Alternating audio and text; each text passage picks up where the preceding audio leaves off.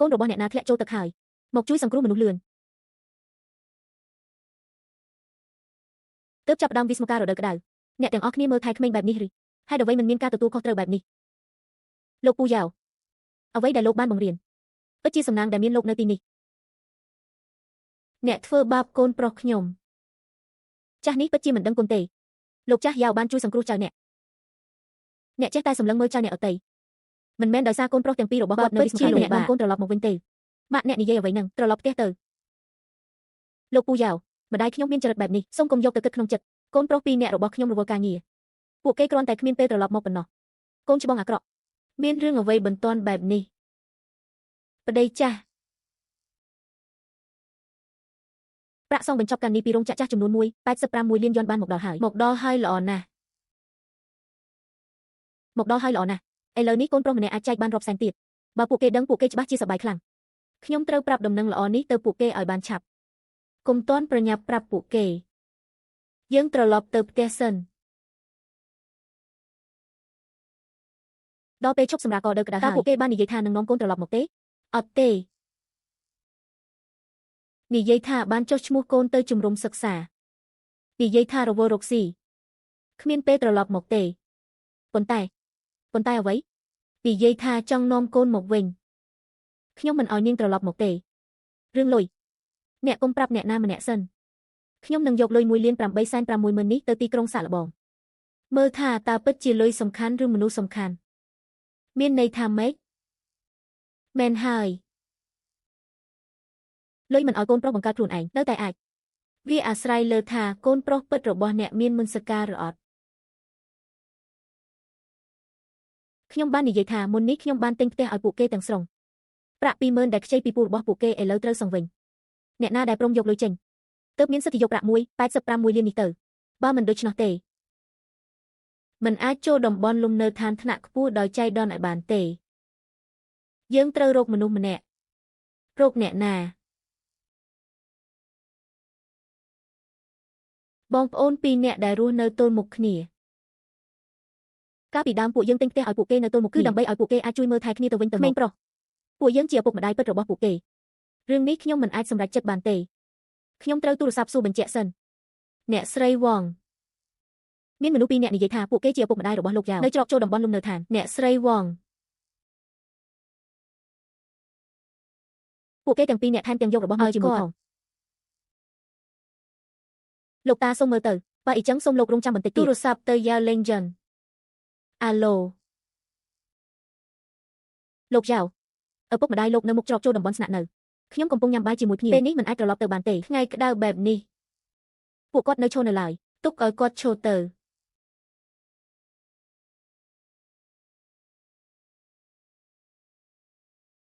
យើងត្រឡប់ទៅវិញចុះចិត្តមនុស្សមិនខ្លាចបានល្អទេម៉ាក់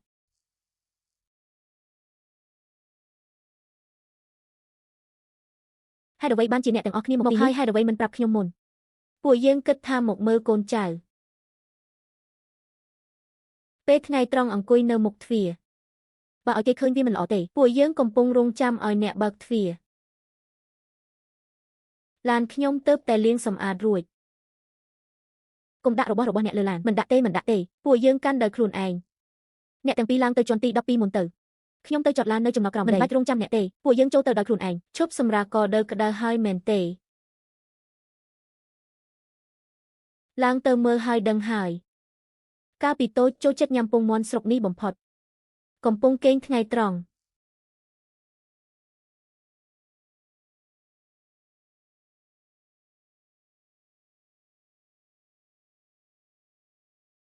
កុំនិយាយខ្លាំងពួកយើងធ្វើស្ងាត់កុំឲ្យកូនភ្ញាក់ជាដាច់ខាត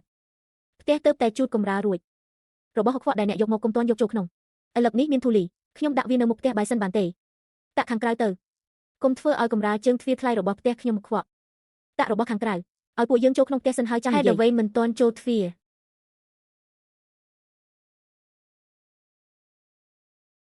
ថ្ងៃត្រង់បែបនេះឈរនៅច្រកផ្លូវធ្វើអ្វីមកហេតុអ្វីមិនប្រាប់មុនបន្តិចមុនពេលមកហេតុអ្វីមិនទូរស័ព្ទប្រាប់បានទូរស័ព្ទហើយអ្នកមិនលើកទេមុននេះខ្ញុំកំពុងបើកឡាន ទូរស័ព្ទដាក់ស្ងាត់ខ្ញុំមិនបានឬទេចូលមកចុះស្ងាត់បន្តិចពួកយើងប្រកាសជាប្រុងប្រយ័ត្នមិនរំខានកូនទេពាក់ស្បែកជើងប្រើតែម្ដងនេះទៅផ្ទះទៅតែជួបកំរាលរួចយើងយកពងមាន់ស្រុកមកបន្តិចពីស្រុកកំណើតហើយមានឪឡឹកធំមួយផ្លែទៀតពងមាន់ស្រុកមិនសូវមានជីវជាតិប៉ុន្មានទេម៉ាក់ពីនេះទៅគុំយករបស់ប្រឡាក់ដីពីស្រុកមកទៀតឪឡឹកពីស្រុកក៏មិនប្រកាសថាផ្អែមដែរទុកចោលក៏តាក់ទាញសត្វល្អិតហោះធ្វើឲ្យវាคล้ายជាកូនត្រីតូចបេះពីដីស្រែរបស់ខ្លួនឯងគិតថាកូនអាចញ៉ាំរបស់ស្រស់បានប៉ាម៉ាក់ថ្ងៃនេះពួកអ្នកមកដល់ទីនេះមានរឿងបន្ទាន់អ្វីបើគ្រាន់តែមកមើលកូនយើខេងនៅតែកំពុងគេងនៅពេលនេះប៉ាតើប៉ាចង់និយាយរឿងអ្វីពិតប្រាកដមានអ្វីនិយាយមកត្រង់ទៅកុំធ្វើឲ្យខ្ញុំរងចាំចង់ដឹងទៀតកាលពីមុនពួកយើងបានទិញផ្ទះឲ្យអ្នកទាំងពីរដោយបងពេញលេញលុយ 20,000 ដែលខ្ចីពីពូតូចរបស់កូនប៉ាមានន័យថាលុយ 20,000 ដែលខ្ចីសម្រាប់ទិញផ្ទះមែនទេហេតុអ្វីបានជាកូននៅតែនិយាយបែបនេះថ្ងៃនេះយើងមកទីនេះគឺដើម្បីពិភាក្សារឿងនេះជាមួយអ្នកទាំងអស់គ្នាការនោះដើម្បីទិញផ្ទះនេះឲ្យកូនយើងចំណាយពេញ 60,000 ពុកទាំងផ្ទះដែលនៅទល់មុខរបស់ក៏ 60,000 ដែរខ្ញុំនិងម៉ាក់កូនបានប្រើប្រាក់សន្សំទាំងអស់ក្នុងគ្រួសារប៉ាការនោះពេលទិញផ្ទះមិនមែនពួកអ្នកស្ម័គ្រចិត្តជួយពួកយើងទេពេលនោះនៅខ្វះ 20,000 ខ្ញុំនិងម៉ាក់កូនទៅប្រមូលពីផ្ទះចាស់របស់កូនយ៉ាងលំបាកតើវាមិនមែនជាលុយដែលពួកអ្នកខ្ចីទេពេលខ្ចីលុយក៏មិនបានប្រាប់ខ្ញុំផងលុយជាច្រើនពីមុនក៏មិនដែលនិយាយថាឲ្យពួកយើងសងវិញដែរឥឡូវនេះក៏មិនមែនបង្ខំឲ្យពួកកូនសងលុយទេប៉ុន្តែឥឡូវកូនប្រុសបងប្អូនខាងពូរបស់កូនត្រូវការរៀបការបន្ទាន់ខ្ញុំនិងម៉ាក់កូនមិនអាចបង្វិលលុយបានទេចាត់ទុកថាពួកយើងជាប្តីប្រពន្ធចាស់នេះសុំខ្ចីពីកូនមុនតើពួកអ្នកចង់ខ្ចីប៉ុន្មានកូននឹងចែកគ្នាពាក់កណ្ដាលម្នាក់យក 10,000 មកជាមួយខ្ញុំបន្តិចមានរឿងមួយចង់ប្រាប់កូនឪពុកម្ដាយអ្នកទាំងពីរអង្គុយសិន 10,000 យន់មិនមែនច្រើនពេកទេតែនេះជាឪពុកម្ដាយបង្កើតរបស់ខ្ញុំមែនទេពិតជាមិនឲ្យសំបីមួយកាក់មែនឬ 10,000 មិនច្រើនទេសម្រាប់ចំណាយអាហារក៏មិនច្រើនទេប៉ុន្តែបើមានលើកនេះពេលក្រោយពួកគាត់សុំលុយម្ដងទៀតតើយើងធ្វើម៉េចតែពេលទិញផ្ទះកាលពីមុនពួកគាត់ជាអ្នកយកលុយមកជួយពិតប្រាកដតើខ្ញុំអាចបដិសេធពួកគាត់ដោយរបៀបណាចំណាយក្នុងគ្រួសារច្រើនប៉ុណ្ណាអ្នកមិនដឹងទេម្យ៉ាងទៀតអ្នកអាចធានាថាយាងយន់នឹងឲ្យ 10,000 នេះបានទេបើប្អូនទីពីរធ្វើជាក្រហោយមិនឲ្យមានតែពួកយើងចេញលុយតើពួកយើងមិនខាតធំទេក៏មែនដែរមិនអាចឲ្យតែគ្រួសារយើងចេញលុយបានទេបើចេញទៅតើយើងប្រាប់ឪពុកម្ដាយខ្ញុំយ៉ាងម៉េចឪពុកម្ដាយពិតមែនមិនមែនពួកយើងមិនចង់មើលថែទេពេលនេះដៃយើងគ្មានលុយសោះប្រាក់ខែរបស់អ្នកទាំងពីរក្នុងមួយខែបូកគ្នាក៏មិនតិចទេម៉ាក់អ្នកមិនដឹងថាតម្លៃអង្គនិងរបស់ប្រើប្រាស់ជាគ្រាន់តែចុះឈ្មោះរៀនវគ្គកោដៅក៏ត្រូវចំណាយ 15,000 ហើយថែមទាំងមានថ្លៃសិក្សាព្យាណូទៀតថែមជាច្រើនម៉ឺនទៀតថ្នាក់បន្ថែមតម្លៃរាប់ម៉ឺនចង់ចុះឈ្មោះក៏ចុះភ្លាមលុយសង្គ្រោះបន្ទាន់ 20,000 យន់មិនទាមទារ1សេនឡើយប៉ាប្អូនទីពីររកស៊ីល្អក្នុងរយៈពេល2ឆ្នាំនេះឬទៅរកគាត់ឲ្យជួយប្រមូលលុយមើលមែនហើយរឿងទិញផ្ទះជាយន់ក៏មានចំណែកដែរអត្ថប្រយោជន៍នេះមិនអាចពឹងតែគ្រួសារយើងមួយទេអ្នកម្នាក់ខ្ចី 10,000 ពួកអ្នកយកទៅសិនចាំគាត់ត្រឡប់មកវិញខ្ញុំនឹងខ្ចី 10,000 ទៀតម៉ាក់ខាងក្រៅមានអ្នកណាមកសំឡេងរំខានខ្លាំងណាស់ប៉ារបស់កូនក៏មិនបានប្រាប់មុនមួយម៉ាត់ផ្ទះញ៉ៃញ៉ៃណាស់យាយយកពងមាន់ស្រុកដែលកូនចូលចិត្តញ៉ាំមកឲ្យចាំបន្តិចទៀតចំអិនឲ្យកូនញ៉ាំម៉ាក់ខ្ញុំនិយាយថាពងមាន់ស្រុកមានមេរោគមិនអាចញ៉ាំបានទេម៉ាក់ឥឡូវក្មេងនៅទីក្រុងញ៉ាំអាហារគេយកចិត្តទុកដាក់លើភាពគ្មានមេរោគយកចិត្តទុកដាក់លើការញ៉ាំអាហារតែមនុស្សមិនអាចភ្លេចឫសគល់របស់ខ្លួនបានទេចិត្តដល់ថ្ងៃឈប់សម្រាកក៏ក្តៅហើយទៅនៅស្រុកកំណើតជាមួយយាយប៉ុន្មានថ្ងៃបានទេមិនបានទេការរៀបចំវិស្មការរបស់បានពេញរួចហើយម៉ាក់ការរៀបចំវិស្មការរបស់បានពេញរួចហើយត្រឡប់ទៅនៅតែ2 ឬ 3ថ្ងៃដើម្បីនៅជាមួយខ្ញុំនិងជីតារបស់នាងក៏បានដែរជំរុំរដូវក្តៅរៀនព្យាណូនិងរៀនជាមួយគ្រូផ្ទាល់មិនអាចនៅស្រុកកំណើតទេយកទៅជាក់ស្រួលណាស់យាយនឹងនាំកូនទៅសួនបន្លែដើម្បីបេះបន្លែស្រស់ស្រុកកំណើតក៏ខ្វក់ហើយចាស់ទ្រុឌទ្រោមគ្មានអ្វីលេងសោះហើយក៏មានមូសច្រើនទៀតខ្ញុំមិនចង់ទៅទេប៉ាម៉ាក់មើលទៅនេះមិនមែនជាការរារាំងទេគឺកូនខ្លួនឯងមិនចង់ទៅអីចឹងកុំទៅក៏បានប៉ាម៉ាក់កូនធំឡើងហើយមានគំនិតនឹងការរៀបចំផ្ទាល់ខ្លួនហើយកូននៅតូចមិនទាន់យល់ដឹងទេប៉ុន្តែមនុស្សធំគួរតែយល់ក្នុងចិត្តតើពាក្យនេះរបស់អ្នកមានន័យអ្វី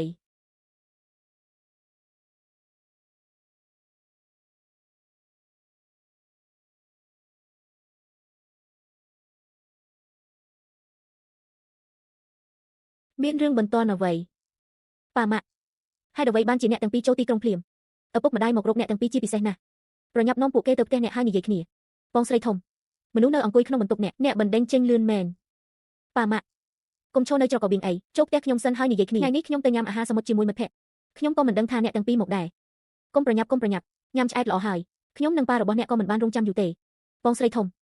សមត្ថភាពរបស់កំហុសទៅអ្នកអតីតរបស់អ្នកកាន់តែខ្លាំងឡើងហើយប៉ាម៉ាក់ចង់រកអ្នកទាំងពីរដើម្បីពិភាក្សារឿងមួយខ្ញុំជាបងស្រីធំតើខ្ញុំអាចរារាំងបានឬប៉ាម៉ាក់ចូលមកអង្គុយសិនខាងក្រៅក្តៅណាស់ស៊ុបនិងឪឡឹកនៅតែដាក់នៅទីនេះដាក់នៅទីនោះសិនទៅពេលនិយាយចប់អ្នកទាំងពីរយកទៅដោយខ្លួនឯងហេតុអ្វីអ្នកទីងខ្ញុំចង់ទៅស្ដាប់មើលថាពួកគេនិយាយអ្វីល្ងងអីឥឡូវទៅរករឿងរំខានអ្វីប្រញាប់អីអ្នកទីមើលថារោងចក្រឧស្សាហកម្មដែករបស់ប្អូនទី2នឹងឲ្យប៉ុន្មាន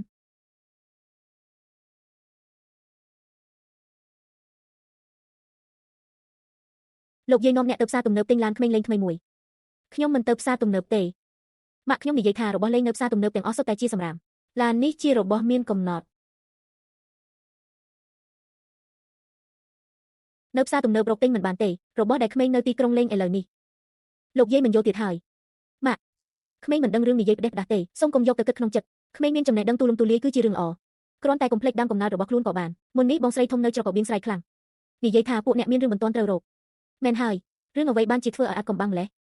មិនអាចនិយាយនៅផ្ទះបងប្រុសធំបានទេក៏មិនមែនជារឿងធំអីដែរគឺរឿងនេះគឺរឿងដែលកាលពីឆ្នាំនោះពួកអ្នកបានបង់លុយពេញទិញផ្ទះវាកន្លងទៅប៉ុន្មានឆ្នាំហើយលើករឿងនេះមកធ្វើអ្វីកាលពីពេលនោះនៅសល់ខ្វះ 20,000 គឺខ្ញុំនិងម៉ាក់របស់អ្នកទៅខ្ចីពីផ្ទះពួកអ្នកឲ្យប្រមូលលុយមកកាលពីពេលនោះពួកអ្នកជាអ្នកស្ម័គ្រចិត្តជួយឥឡូវមករំលឹករឿងចាស់ធ្វើអ្វីមិនមែនខ្ញុំរំលឹករឿងចាស់ទេគឺប្អូនជីដូនមួយរបស់អ្នកចិត្តរៀបការគេប្រញាប់ត្រូវការលុយអ្នកនិងបងប្រុសអ្នកចែកគ្នាបង់ពាក់កណ្ដាលគ្រួសារមួយយក 10,000 មកជួយបន្ទាន់សិន 10,000 ពួកគេហ៊ានចេញមុខមែនតើបងប្រុសខ្ញុំពួកគេបានចេញលុយនេះឬអត់ពួកអ្នកទៅនិយាយថាគ្រួសារមួយ 10,000 អញ្ចឹងបងប្រុសធំនិងបងស្រីធំតើបានចេញលុយមែនហើយប៉ាតើបងប្រុសខ្ញុំនិយាយយ៉ាងម៉េចបងប្រុសអ្នកថាក្នុងដៃគាត់មិនមានលុយទំនេរទេមិនមានលុយទំនេរគ្មានលុយទំនេរក៏បញ្ជូនអ្នកមកផ្ទះខ្ញុំប្អូនជីដូនមួយខាងពូអ្នកចិត្តរៀបការហើយប្រញាប់ត្រូវការលុយម៉ាក់ពិតជាបន្ទាន់មែនឬគេបានមកជំរុញ2 ដងហើយបើគ្មានជំរឿទេទើបមករកអ្នកទាំងពីរទោះបីបន្ទាន់ក៏មិនអាចមកសុំលុយយើងភ្លាមបានទេប៉ាបើខាងបងប្រុសធំមិនទាន់យកថ្នាំពួកយើងសិនជាចេញលុយនេះឲ្យពួកយើងចេញលុយនេះសិនពេលអ្នកទាំងពីរទិញផ្ទះម្នាក់ចំណាយលុយខ្ញុំ6 សែនអីចឹងហេតុអ្វីបងប្រុសធំមិនចេញលុយតែជាមកបង្ខំពួកយើងតែប៉ុណ្ណោះមិនមែនបង្ខំពួកអ្នកទេគឺឲ្យពួកអ្នកដោះស្រាយបណ្ដោះអាសន្នសិនខ្ញុំសួរចុងក្រោយមួយ 10,000 នេះអ្នកខ្ចីឬមិនខ្ចីមុនពេលបងប្រុសធំមិនទាន់យកលុយគ្រួសារយើងមិនអាចខ្លាចជាអ្នកចេញលុយជំនួសមុនបានទេពិតជាមិនឲ្យអ្នកខាត់បងទេពេលក្រោយប្រកាសជាសង្វិញអីចឹងចាំឲ្យខាងផ្ទះតូនមុខចេញលុយជាមួយគ្នាខ្ញុំសង្ឃឹមថាឲ្យពួកយើងបងជំនួសមុនប៉ាខ្ញុំពិតជាមិនមែនមិនខ្វល់ទេចាំបងប្រុសខ្ញុំយកលុយមកសិនយើងចាំពិភាក្សាគ្នាលុយ 10,000 នេះថ្ងៃនេះអ្នកមិនចេញសំបី1 សែនទេចាំបងធំទេលុយមកសិនចាំនិយាយទៀតយល់ហើយ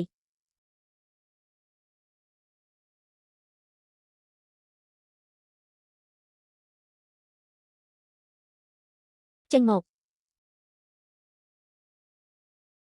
ខ្ញុំមកមើលថាពួកគេពិភាក្សាចាប់ហើយឬនៅបងស្រីធំស្ដាប់លួចបានច្បាស់ណាស់មែនទេផ្ទះអ្នកនិយាយយឺបែបនេះអ្នកណាមនុស្សមកមើលរឿងសើច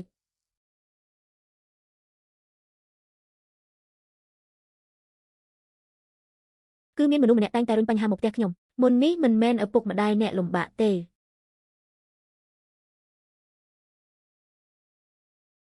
ម្នាក់ 10,000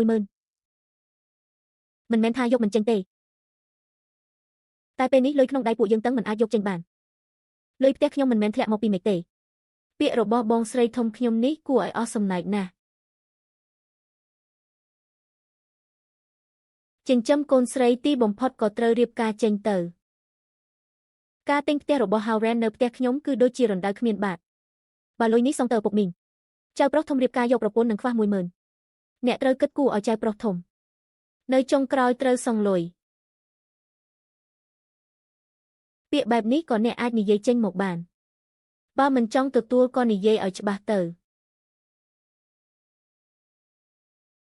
កុំយកកូនមកធ្វើជាលេសសម្រាប់ភាពមិនគោរពឪពុកម្ដាយរបស់អ្នកដោយសារតែមានការលំបាកប្រាប់ពូទៅសងប្រាក់ក្នុងរយៈពេល3 ឆ្នាំគំនិតរបស់បងស្រីធំល្អ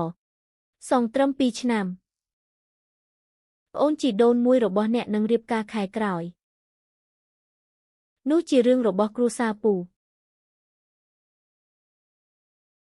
មិនអាចមើលថែទាំងអស់បានទេជៀនក៏អ្នកក៏គិតថាមិនមានបញ្ហាដែរប៉ាកាលពីដំបូងគឺលោកជាអ្នកខ្ចីវា ខ្ញុំមិនអាចមើលរំលងមិនដឹងបានទេអ្នកផ្ទះគឺជារបស់ពួកអ្នក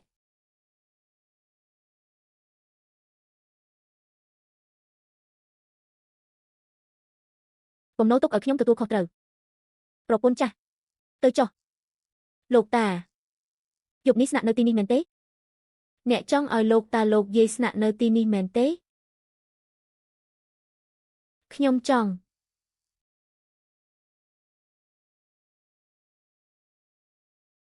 ប៉ុន្តែទៅរស់នៅជាមួយលោកតា2-3ថ្ងៃ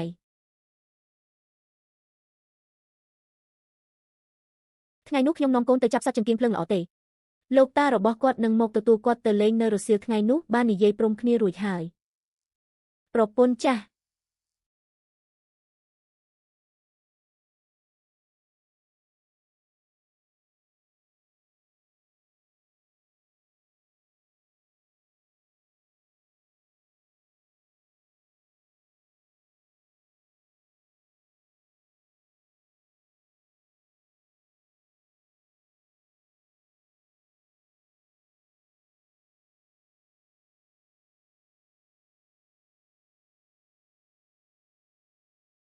មកដល់ហើយចូលញ៉ាំបាយមួយពេលសិនចាំទៅ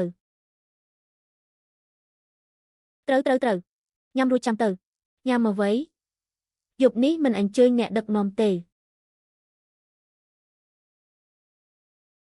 អ្នកមានពេលណាទៅទទួលភ្ញៀវរថភ្លើងលបឿនលឿនចិត្តមកដល់ហើយ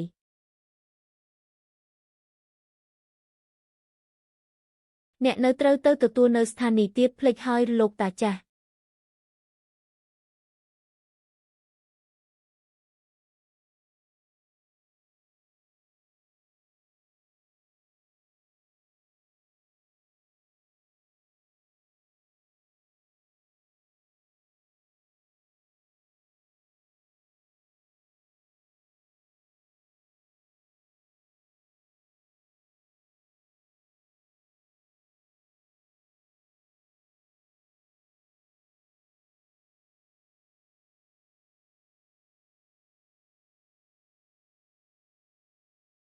ប្រហែលពួកគេពិតជាជួបការលំបាកខាងហិរញ្ញវត្ថុ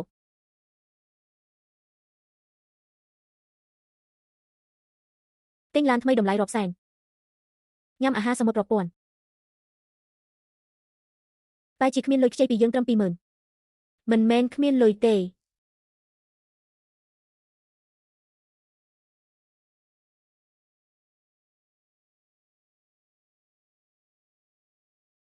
គឺយើងលែងមានតម្លៃហើយគួយឡានជាងពាក់កណ្ដាលជីវិតនេះយើងបានលះបង់ទាំងអស់សម្រាប់ពួកគេតើយើងពិតជាមិនខុសមែនទេត្រឡប់ទៅផ្ទះ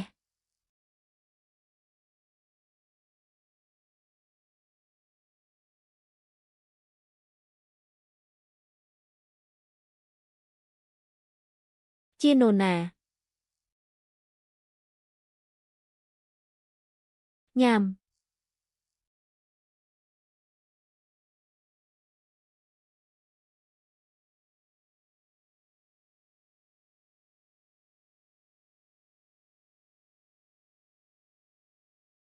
ពួកយើងញ៉ាំរួចហើយលើកមុនអ្នកប្រាប់ថារឿងនៅផ្ទះច្រើនមិនអនុញ្ញាតឲ្យពួកយើងត្រឡប់ទៅវិញតែឈៀវយនឹកអ្នកទាំងពីរខ្លាំងណាស់រាល់ថ្ងៃនាងតែងទូចង់ទៅចាប់សត្វរុយភ្លើងជាមួយលោកតាមើលទៅពេលណាពួកអ្នកនឹងរវល់ចប់ប្រាប់ខ្ញុំផងពួកយើងនឹងត្រឡប់ទៅមើលអ្នកទាំងពីរជាមួយគ្នាស្នាក់នៅតែមួយថ្ងៃប៉ុណ្ណោះមើលរួចពួកយើងនឹងទៅមិនរំខានអ្នកទាំងពីរឡើយឈៀវលេន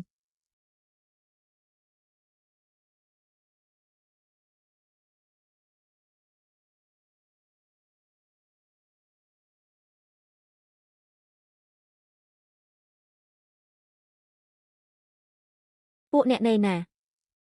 ពួកយើងនៅផ្ទះមានរឿងអ្វីប៉ាពួកយើងទៅដល់ភ្លាម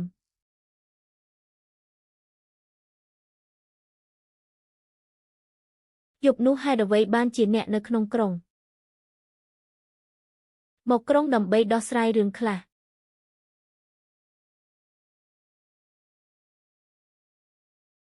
ខកឡានក្រុងអញ្ចឹងខ្ញុំហៅឡានឲ្យអ្នកទាំងពីរមិនបាច់ទេមានឡានក្រុងសាធារណៈអ្នកទាំងពីរនៅតែរស់នៅកន្លែងចំណតឡានក្រុងលេខ159មែនទេឈៀវយោ មកទាន់ពេល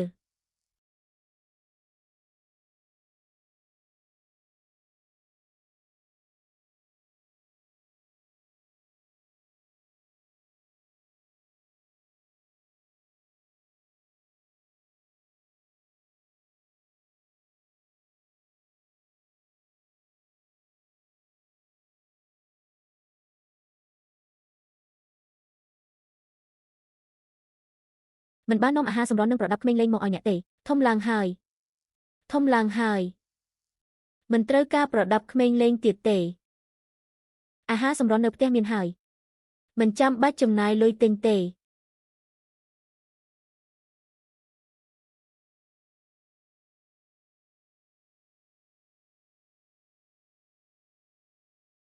ក្មេងនេះចេះយល់ដឹងណាស់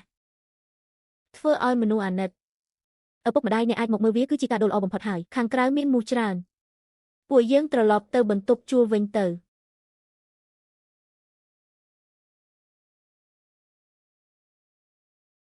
ត្រឡប់ទៅផ្ទះ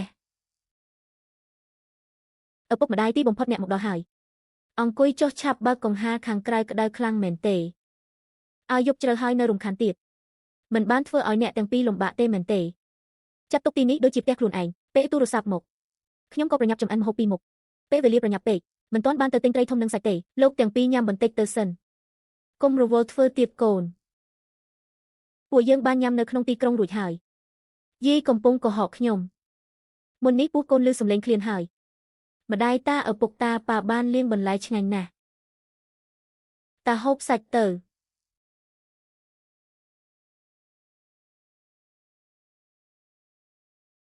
ប៉ានិយាយថាញ៉ាំសាច់ទើបមិនឈឺក្មេងល្អកូនញ៉ាំដោយខ្លួនឯងទៅប៉ាម៉ាក់យប់ជ្រៅហើយហេតុអ្វីប៉ាម៉ាក់មកទីក្រុងធ្វើអ្វីខ្ញុំនិងម៉ាក់កូនពិតជារកមិនបានទេ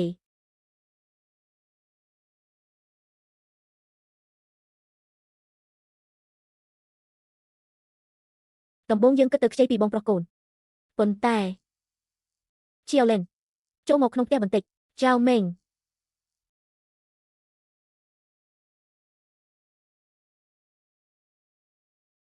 ប៉ាម៉ាក់ពួកគេជួបបញ្ហាពួកយើងប្រាប់ការពិតមកខ្ញុំទៅមុនហើយខ្ញុំទៅមុនហើយខ្ញុំទៅមុនហើយខ្ញុំទៅមុនហើយខ្ញុំទៅមុនហើយខ្ញុំទៅមុនហើយខ្ញុំទៅមុនហើយខ្ញុំទៅមុនហើយ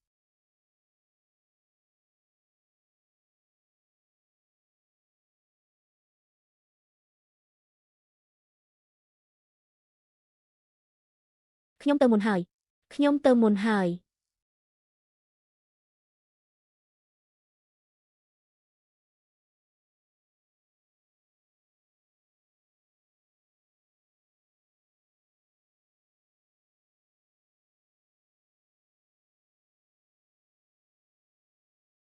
ខ្ញុំទៅមុនហើយខ្ញុំទៅមុនហើយខ្ញុំទៅមុនហើយខ្ញុំទៅមុនហើយ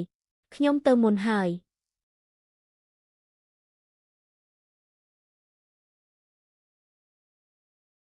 ប្រាប់ឲ្យច្បាស់មកក្នុងការគ្រួសារយើងឥឡូវនៅសល់លុយប៉ុន្មានពិតប្រាកដ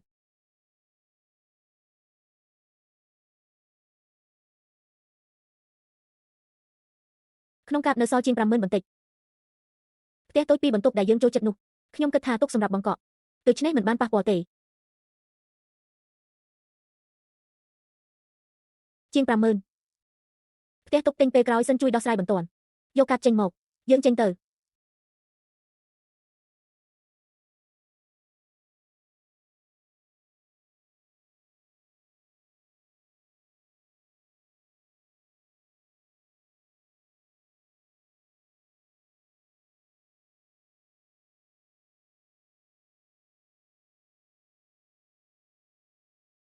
នេះជាអ្វីរបស់អ្នកទាំងអស់គ្នា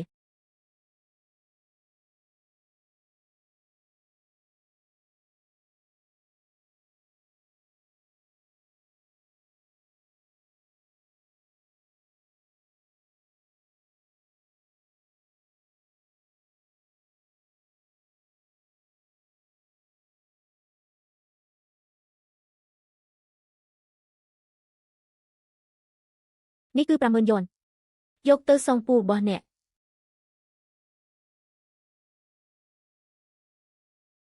មើលថាពូរបស់អ្នកនៅតែត្រូវការអ្វីទៀតឬអត់ពីមុនគាត់បានជួយគ្រួសារយើងមិនអាចភ្លេចគុណគាត់បានទេជាលេន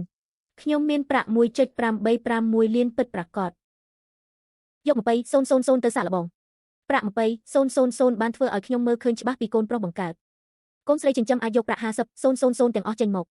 តែកូនបង្កើតមិនព្រមយកសំបី10,000ប្រាក់នេះថ្ងៃនេះមិនបានចំណាយចេញមានអារម្មណ៍រីករាយដូចជាបានលុយមកដោយឥតគិតថ្លៃខ្ញុំត្រូវទិញកាបូបមួយដើម្បីអបអរមើលកាបូបតម្លៃ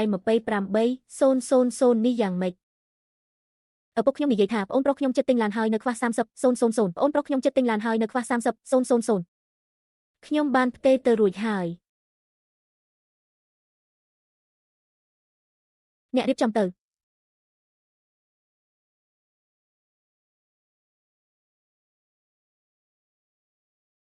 ចៅមេងឪពុកម្ដាយមកលេងមិនសូវបានមកទេឲ្យពួកគាត់ស្នាក់នៅបន្ថែម2 3ថ្ងៃទៅប្រាកដហើយថ្ងៃស្អែកខ្ញុំនឹងត្រឡប់មកមុនទិញម្ហូបបន្ថែមបន្តិចផឹកជាមួយឪពុកមួយកែវតូច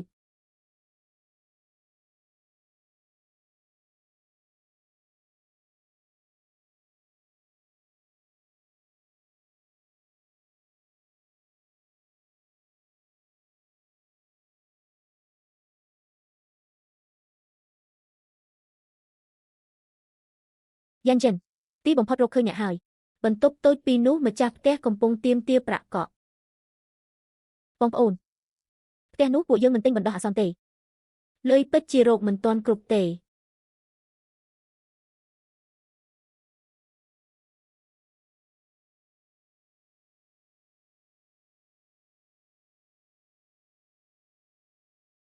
អ្នកមើលកូនទៅខ្ញុំទៅទិញបារេនៅក្បែរនេះបន្តិចចាំបន្តិចក្មេងប្រុសខ្ញុំជាឪពុករបស់ Chelian មុននេះនាងមករកអ្នកមានរឿងអ្វីនិយាយមកបងស្រី Lion មុននេះពេញចិត្តផ្ទះតូចមាន2បន្ទប់ជុះមួយដើមឡើយព្រមបងប្រាក់កក់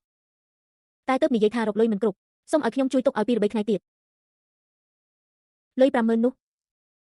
គឺជាប្រាក់កក់លក់ផ្ទះ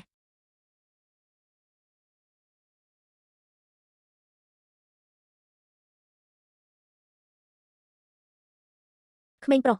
យកនាមបានមួយឲ្យខ្ញុំ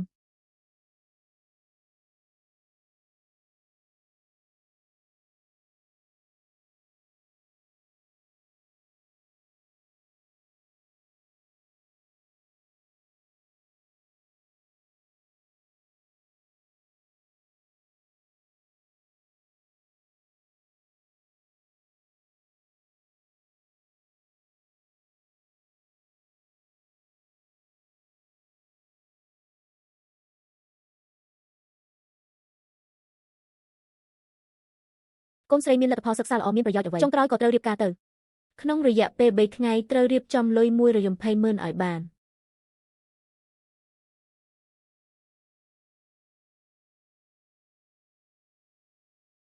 ប៉ានឹងទៅរកលុយឲ្យពួកកូនឥឡូវនេះកូនប្រុសបង្កើត2នាក់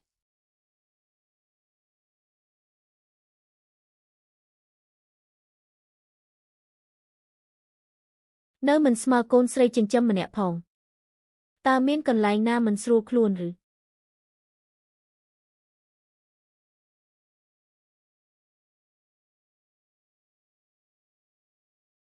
ឈឺ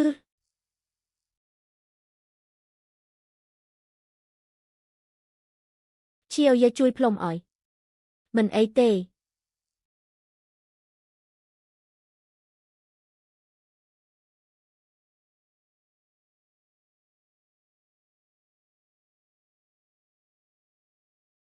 គ្រាន់តែជាតិស្ករក្នុងឈាមទាបបន្តិចសម្រាប់បន្តិចនឹងល្អហើយទៅធ្វើការលឿនទៅខ្ញុំនិងម៉ាក់របស់អ្នកមើលថែឆេវយកបានហើយឆេវយកត្រូវស្ដាប់បង្គាប់យាយទាំងពីរឲ្យបានល្អម៉ាក់កុំបារម្ភឆេវយកជាក្មេងល្អនិងស្ដាប់បង្គាប់បំផុតប្រពន្ធចាស់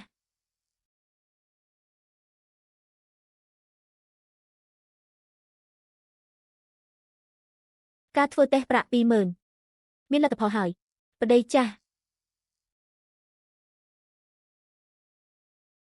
ពាក្យនេះរបស់អ្នកមានន័យអ្វីតើពិនិត្យឃើញអ្វីខ្លះមុននេះអ្នកកណ្ដាលបាននិយាយថា Chelian មិនអាចប្រមូលប្រាក់កក់ទិញផ្ទះបានគ្រប់ទេប្រាក់50,000កាលពីយប់មិញនោះជាប្រាក់ដែលនាងទិញ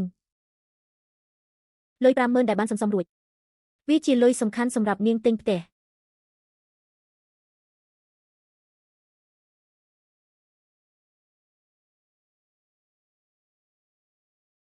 គ្រាន់តែព្រោះនាងជាក្មេងស្រីដែលត្រូវបានចិញ្ចឹមមក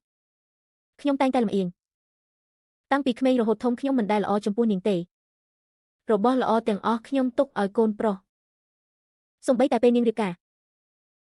ខ្ញុំមិនបានរៀបចំថ្លៃបណ្ណាការមួយកាក់ឲ្យនាងទេ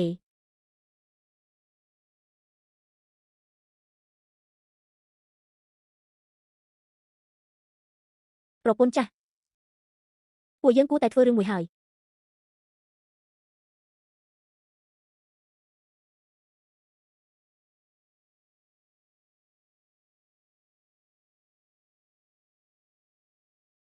ហេលីតូច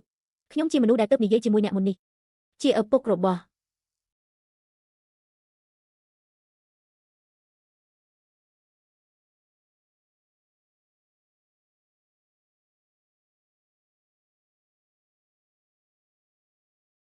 ផ្ទះនេះតូចពេកហើយចាស់ទ្រុឌទ្រោមពេក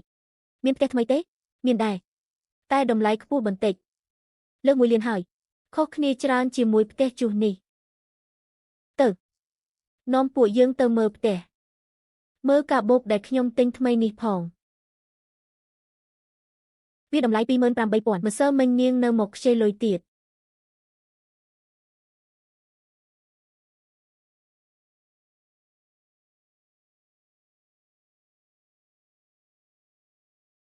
តើអាចទៅរួចយ៉ាងម៉េចដែលនាងមកមើលផ្ទះនៅការិយាល័យលក់ផ្ទះអ្នកត្រឡប់ទៅមុនសិន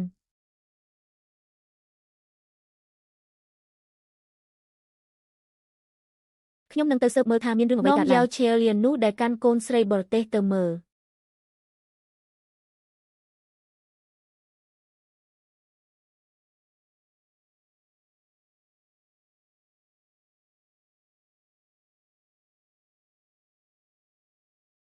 អ្នកណាទៅមើលផ្ទះ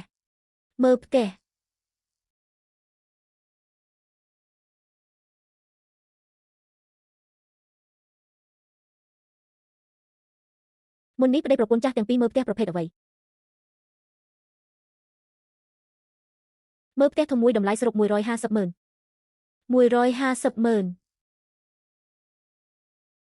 ពួកគេមានលុយពីណាមកទិញផ្ទះមិនមែនច្រឡំទេ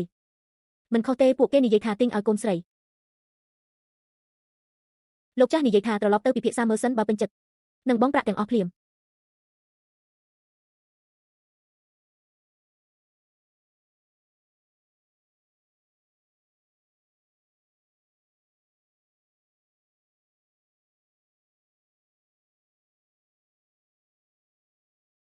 មានអ្វីហើយនេះមានរឿងធំអ្វីកើតឡើង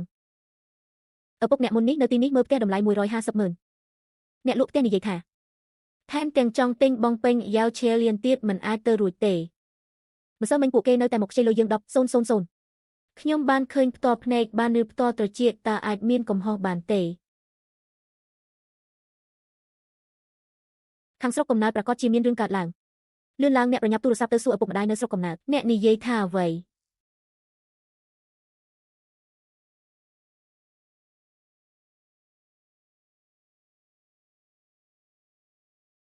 185,10000បាន185,10000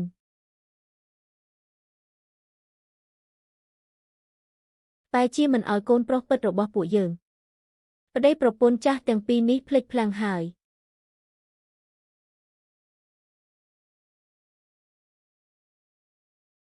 ត្រូវបានឈៀវលែនបញ្ចុះបញ្ចូលដោយពាក្យផ្អែមល្ហែមឥឡូវនេះលុយនៅតែស្ថិតក្នុងដៃបងធំពួកយើងត្រូវរកវិធីឲ្យបានឆាប់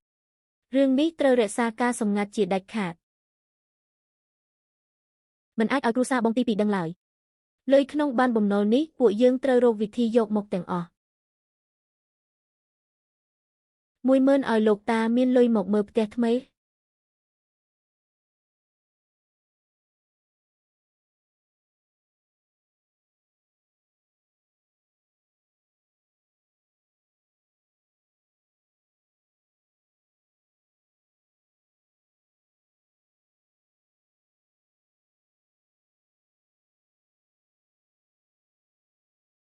និយាយអ្វីទៅពួកយើងគ្មានលុយទេ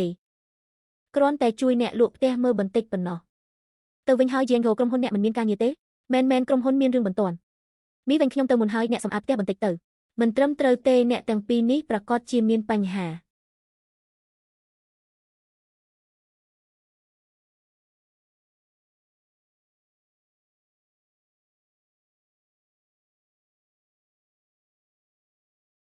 ចង់លាក់ខ្ញុំត្រូវតែស៊ើបអង្កេតមើលថ្ងៃនេះលោកតាបាននាំខ្ញុំទៅមើលផ្ទះធំ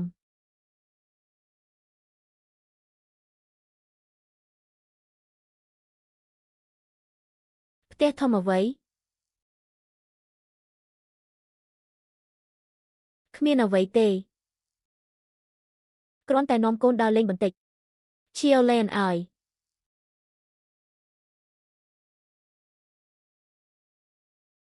អ្នកទាំងពីរមិនដែលគិតទិញផ្ទះផ្ទាល់ខ្លួនទេកូននៅតូចមិនទាន់ប្រញាប់ទេពួកយើងក្រុងសន្សំលុយសិនដើម្បីបើកហាងបាយតូចមួយរកលុយបានច្រើនជាងនេះសិនទើបនិយាយលោកចាស់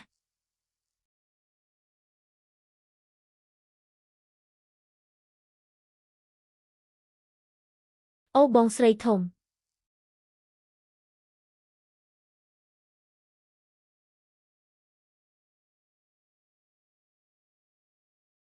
កាន់របស់ច្រើនម្លេះ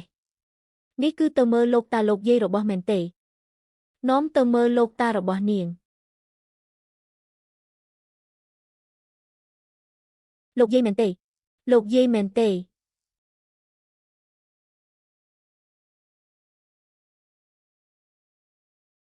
ទៅមើលលោកតាលោកយាយមែនហើយទៅផ្ទះអ៊ំតូចមើលលោកតាលោកយាយស្ដាប់ខុសហើយកុំនិយាយទៀតពួកយើងត្រូវទៅហើយ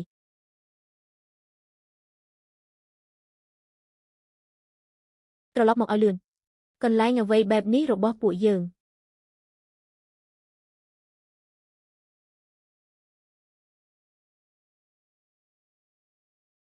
មានក្លិនផ្សិតខ្លាំងណាស់កុំភ្លេចរឿងសំខាន់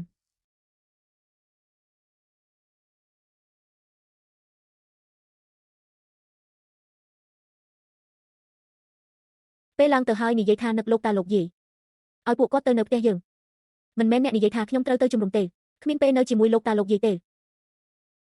កូនទៅជំរុំមិនប្រញាប់ទេចាំឲ្យច្បាស់ត្រូវតែឲ្យពួកគាត់ទៅនៅផ្ទះយើងសង្កាត់ចាស់នេះសំបីតែចណ្ដាលយន្តក៏គ្មានខ្ញុំដឹងហើយថាមានអ្វីលាក់បាំង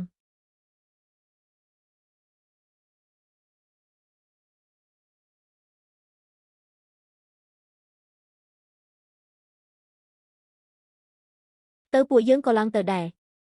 បងស្រីធំហេតុអ្វីបានជាអ្នកមកភ្លាមបែបនេះ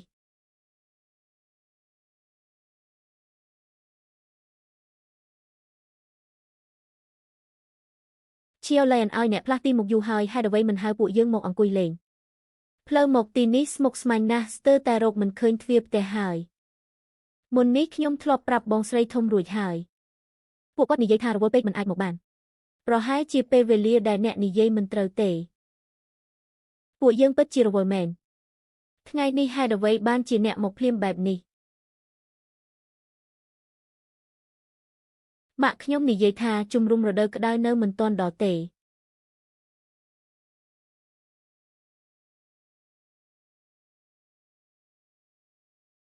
ពួកអ្នកទៅស្នាក់នៅផ្ទះខ្ញុំមួយរយៈបានទេខ្ញុំបានយកស្រាល្អពីរដបមកជូនអ្នកជាពិសេស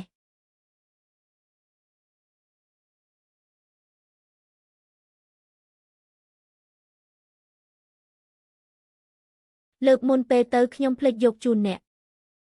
ថ្ងៃនេះខ្ញុំយកមកជូនផ្ទាល់ស្រានេះពីមុនមិនមែនផ្ញើឲ្យពុកក្មេកអ្នកទេយ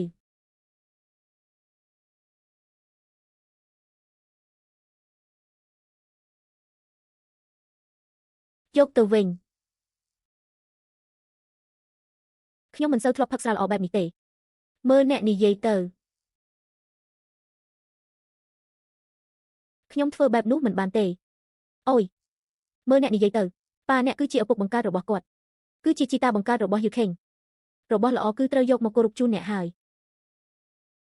ប្តីចាស់អ្នកកុំធ្វើបែបនេះអី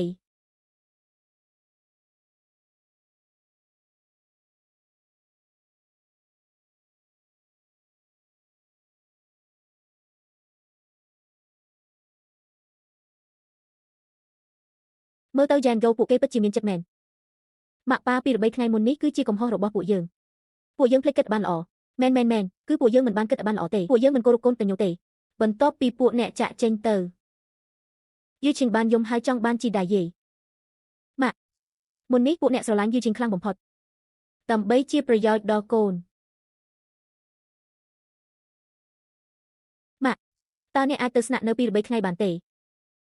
ត្រឡប់ទៅជាមួយកូនវិញ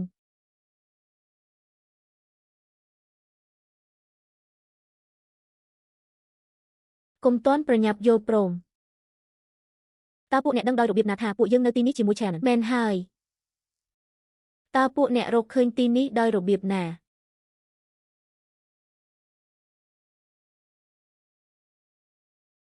ពួកយើងចៃដន្យឲ្យបានឬអ្នកមិនបានប្រាប់ប៉ាថាឃើញជីតាទេអ្នកបាននិយាយថាឃើញជីតានាំអូនឆេវយកទៅការិយាល័យលក់ផ្ទះហើយតើពួកអ្នកទៅការិយាល័យលក់ផ្ទះធ្វើអ្វីខ្ញុំនិយាយថា challenge អ្នកកុំធ្វើជាមនុស្សគ្មានកំហុសនៅទីនេះជាមួយខ្ញុំទៀតបងថ្លៃខ្ញុំពិតជាមិនដឹងថាអ្នកកំពុងនិយាយអ្វីទេផ្ទះ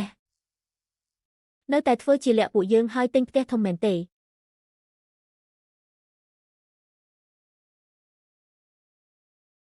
ម្សិលមិញខ្ញុំពិតជានៅមុខការិយាល័យលក់ផ្ទះបានឃើញបងប្រុសនិងបងស្រីធំប៉ុន្តែពេលនោះខ្ញុំមិនបានឃើញគូប្តីប្រពន្ធចាស់ទាំងពីរនោះទេនៅកន្លែងនោះទេ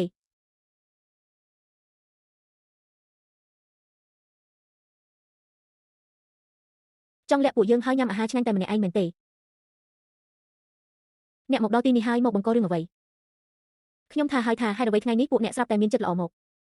ដើមឡើយមិនមែនមកមើលមនុស្សទេគឺមកមើលលុយ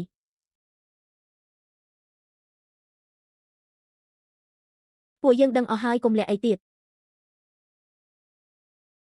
ម្សិលមិញអ្នកបានទៅការិយាល័យលក់ផ្ទះមើលផ្ទះតម្លៃ 1.5 លានអ្នកនៅតែចង់សងទាំងអស់ 1.5 លានគឺជាលុយច្រើនណាស់បន្តស្តាប់មែនហើយ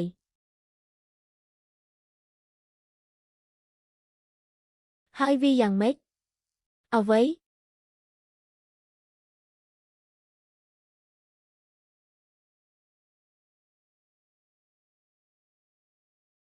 ផ្ទះនេះខ្ញុំមិនបានឪពុកកុំលាក់អីទៀតអ្នកកាលពីរាប់សិបឆ្នាំមុនភាគហ៊ុនដែលអ្នកបានចូលក្នុងរោងចក្រត្រូវបានកញ្ញាជាស្រុក 1.851 លានគឺ 1.851 លានលុយរបស់ខ្ញុំមានបញ្ហា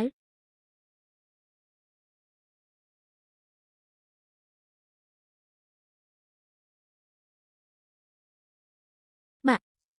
អ្នកទាំងអស់គ្នានិយាយអ្វី1,860,000ច្រើនដល់ម្លេះបងប្រុសធំដូចជាដឹងរួចមកហើយជាងជន់ប្តីប្រពន្ធអ្នកទាំងពីរមានច្រមុះល្អមែនទែនលឿនមែនទែនអាចធំក្លិនហើយតាមមកដល់ទីនេះខ្ញុំមិនអាចប្រៀបធៀបនឹងបងស្រីធំបានទេសម្ដែងបានដូចមែនទែននិយាយថាទៅមើលលោកយាយយូឈីងតែហេតុអ្វីបានជាមកដល់ទីនេះឬមួយផ្លូវត្រឡប់ទៅផ្ទះឪពុកម្ដាយក៏ចាំមិនបានហើយតើឲ្យខ្ញុំជួយប្រាប់ផ្លូវចូលវិញដោយចិត្តល្អទេ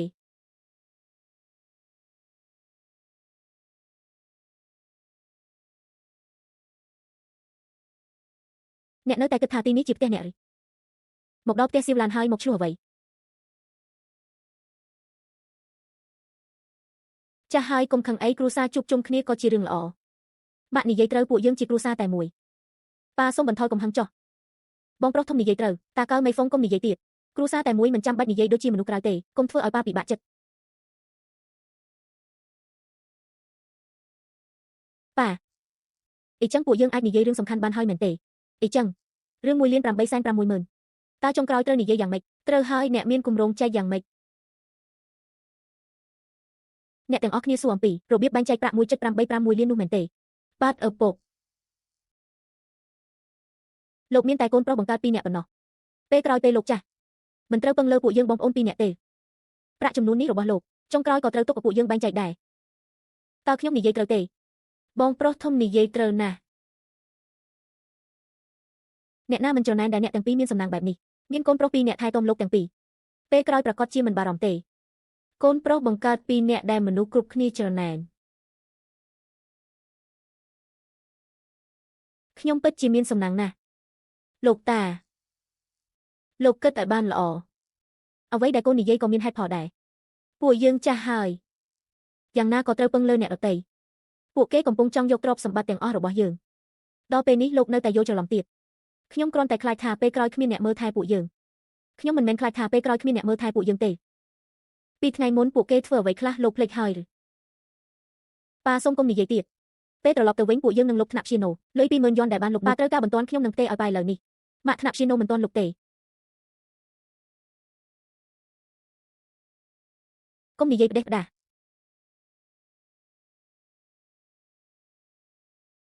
ការផ្ទេរលុយរបស់អ្នកពិបាកពេកហើយប៉ាយកទៅសិនរក្សាលុយឲ្យល្អប៉ាមិនគ្រប់អាចប្រាប់ខ្ញុំគ្រប់ពេល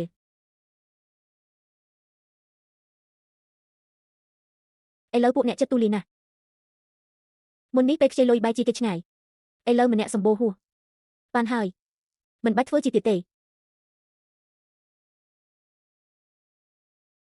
មកចិត្តបន្តិចហើយនិយាយប្រាប់គ្រប់គ្នាក្នុងកាតនេះមានលុយប៉ុន្មានអ្នកលួចផ្ដល់កាតអ្វីឲ្យប៉ាដោយមិនប្រាប់ពួកយើងតើពួកអ្នកមានលុយប៉ុន្មានពិតប្រាកដក្នុងនោះជាលុយ50000 យ៉នដែលខ្ញុំសន្សំពីការធ្វើការនេះជាទ្រព្យសម្បត្តិទាំងអស់ដែលសន្សំដោយសន្សំសំចៃពេញ50000 យ៉នលុយនេះមិនគ្រប់សម្រាប់ទិញកាបូបពីទេក៏មិនគ្រប់សម្រាប់ញ៉ាំអាហារសមុទ្រប៉ុន្មានដងដែរប៉ុន្តែនេះជាលុយសង្គ្រោះចុងក្រោយរបស់កូននេះលុយ20000 យ៉ននោះដើមឡើយខ្ចីមកឲ្យពួកអ្នកទិញផ្ទះវាមិនមានទំនាក់ទំនងអ្វីជាមួយ Child ទេអ្នកណាដឹងថានាងជាកូនស្រីដែលកូនឪពុកម្ដាយឬកំពុងលាក់បាំងអ្វីនាងប្រកាសជាដឹងតាំងពីយូរហើយថាអ្នកមាន185,000 យ៉ននេះដោយសារតែស្ថានភាពសេដ្ឋកិច្ចរបស់នាងបែរជាហ៊ានឲ្យ50000 យ៉នគឺប្រកាសជាមានបញ្ហា Child បានដឹងតាំងពីយូរហើយ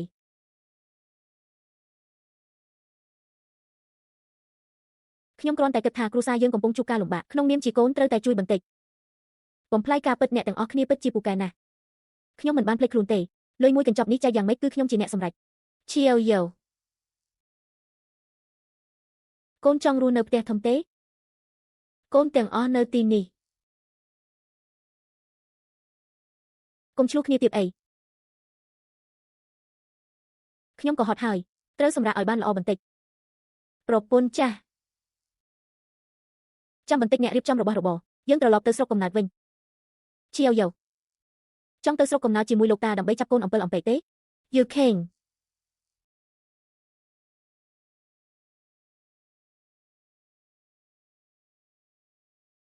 អ្នកក៏ឆាប់និយាយថាចង់ទៅជាមួយលោកតាផងហាវរ៉ាន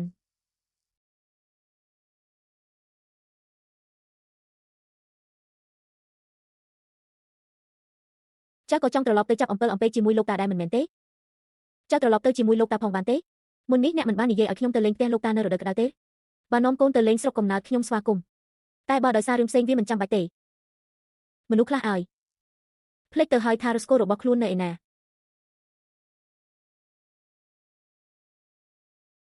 ពួកយើងមិនមានន័យបែបហ្នឹងទេបានហើយស្ដាប់ឪពុករបស់អ្នកទៅកុំឲ្យអ្នកណានិយាយទៀតត្រូវហើយស្ដាប់ឪពុកពួកយើងមិនប្រញាប់ទេឪពុកសុំសម្រាកសិនអ្វីដែលឪពុកនិយាយគឺត្រឹមត្រូវទាំងអស់បងធំនិយាយត្រូវពួកយើងដាច់ខាតមិនរំខានឪពុកទេទៅប្រញាប់ចេញទៅឃើញពួកអ្នកហើយធ្វើឲ្យខ្ញុំធុញចិត្តក្មេងស្រីកាត់ធនាគារនេះប្រញាប់យកត្រឡប់ទៅវិញទុកប្រើខ្លួនឯងទៅប៉ាមានលុយកុំបារម្ភ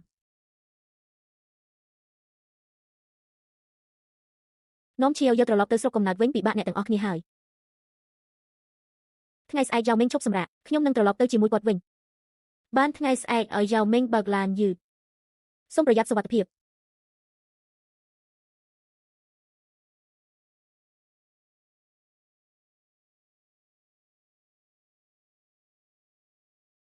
លុយពិតជារបស់ល្អមែនគ្រាន់តែយកវាមកសាកល្បងទើបដឹងថាអ្នកណាជាសាច់ញាតិពិតសុទ្ធតែជាកំហុសខ្ញុំដែលចិញ្ចឹមពួកគេខុសតាំងពីតូចមិននឹកស្មានថាចិញ្ចឹមបានកូនអុកតញូ2នាក់តែបងចាស់ពួកគេយ៉ាងណាក៏ជាកូនប្រុសបង្កើតដែរត្រឹមតែជាកូនប្រុសបង្កើតក៏អាចធ្វើបាបយើងដើម្បីលុយបានដែរពេលចិត្តលោភលន់កើតឡើងហើយវាពិបាកនឹងបាត់ទៅវិញណាស់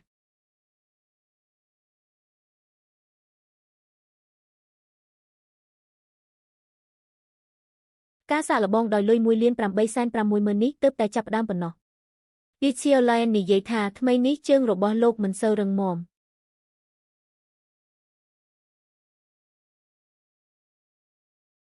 ស្រាថ្នាំនេះខ្ញុំបានត្រាំទុករួចជាស្រេចនាំមកជូនលោកដោយផ្ទាល់ តាមពិតខ្ញុំចង់នាំឈៀវលែនមកសួរសុខទុក្ខលោកទាំងពីរតាំងពីយូរហើយតែម៉ែតែងនិយាយថាផ្ទះរវល់ពួកយើងក៏មិនហ៊ានមករំខានផ្ទះរវល់ធម្មតាអ្នកតែងតែរារាំងកូនបែបនេះមែនទេ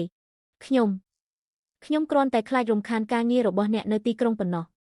ថ្ងៃក្រោយចង់ត្រឡប់មកពេលណាក៏បានទីនេះជាផ្ទះរបស់អ្នករាល់គ្នាឯងម៉ែមានពាក្យរបស់អ្នកបែបនេះពួកយើងក៏ស្ងប់ចិត្តហើយប៉ាតាមពិតថ្ងៃនេះខ្ញុំត្រឡប់មកវិញក៏មានរឿងមួយទៀតដែរ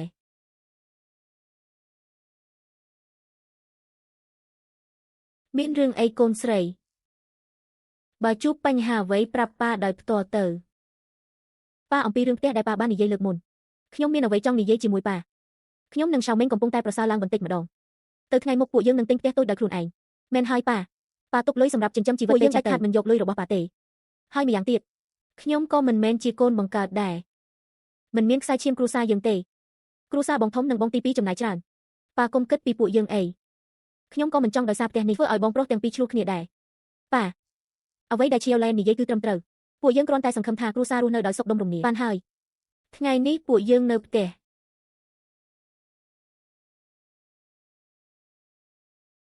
តែខាត់មិននិយាយរឿងនេះទេកយឡែនខ្ញុំទៅជួយអ្នកចាប់មាន់នៅក្រោយផ្ទះអីចឹងខ្ញុំទៅកាប់អស់បញ្ឆេះភ្លើងនេះខ្ញុំនឹងធ្វើម្ហូបពិសេសពីរមុខឲ្យអ្នកទាំងអស់គ្នាមិនឆ្លោះមិនដណ្ដើមនេះហើយជាគ្រួសារពិតប្រាកដដែលរស់នៅដោយសុខសាន្តឃើញអ្នកទាំងពីរធ្វើឲ្យខ្ញុំនឹកដល់ថ្ងៃដែលអ្នកទាំងពីររៀបការកាលនោះឆៅមេងក្រណាស់គ្រួសារក៏គ្មានថ្លៃបណ្ណាការសមរម្យឲ្យដែរប៉ាកុំរំលឹករឿងទាំងនេះអីសូមតែឈៀវលែងរស់នៅជាមួយខ្ញុំដោយសុខចិត្តគ្រប់គ្រាន់ហើយខ្ញុំពិតជានឹងរៀបចំអាហារមួយពេលជូនលោកអីចឹងខ្ញុំទៅមុនហើយបាយ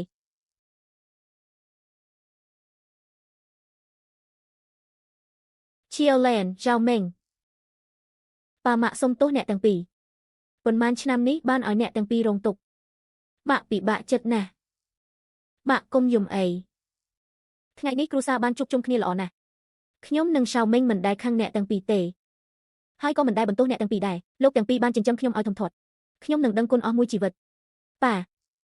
ឈៀវឡែននិយាយត្រូវពួកយើងសូមលើកកៅជូនអ្នកទាំងពីរ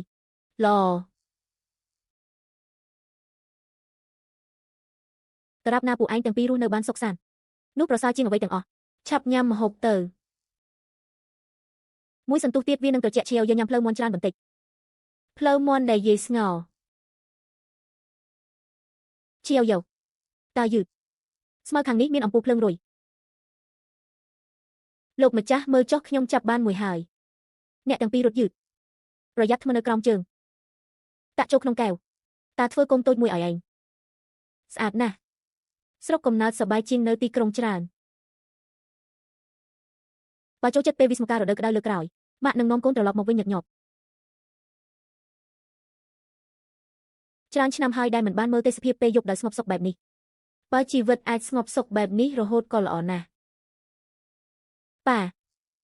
ចាប់ពីពេលនេះទៅគ្រួសារយើងប្រកាសជារស់នៅកាន់តែសុខសាន្តកណ្ដាលអាធ្រាត្រហើយពួកគេនៅតែមកទៀត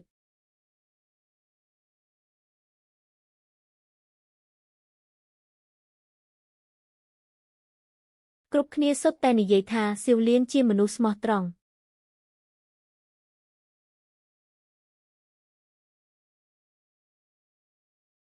មើលទៅអ្នកទើបជាមនុស្សឆ្លាតជាងគេ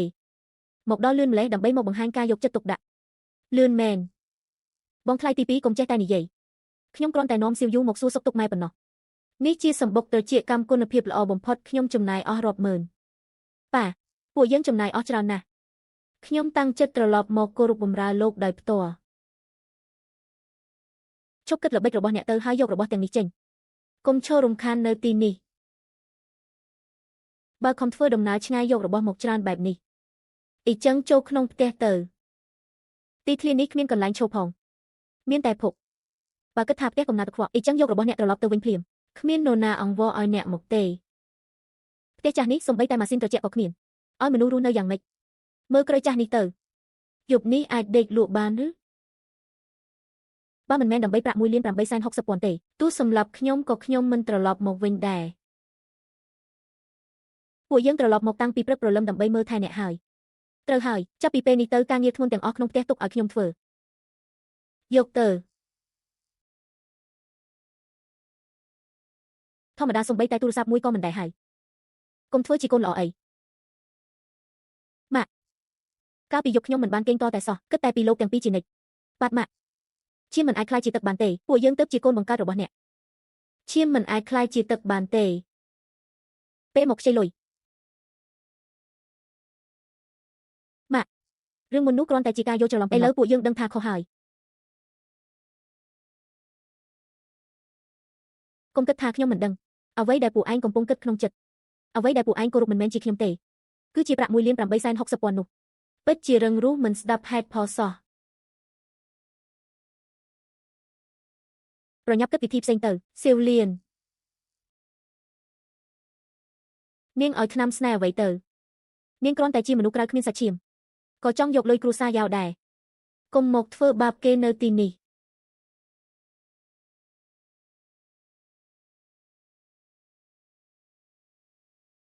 ទ្រព្យសម្បត្តិរបស់គ្រួសារយ៉ាវដល់វេនមនុស្សក្រៅដូចនាងមកជ្រៀតជ្រែកឬពួកឯងឆ្លោះគ្នាគ្រប់គ្រាន់ហើយឬនៅប្រញាប់ចេញឲ្យឆ្ងាយពីខ្ញុំលុយរបស់ខ្ញុំជាអ្នកសម្រេចណាហ៊ានប៉ះស៊ីវឡានសាក់មើលបង្ខំដោយកម្លាំងមិនបានទេឥឡូវប៉ាការពារក្មេងស្រីនោះទាំងស្រុងតែចខាតមិនអាចឲ្យមនុស្សក្រៅគ្មានសាច់ឈាមយកលុយទៅបានទេលោកតាចាស់ឈួតហើយ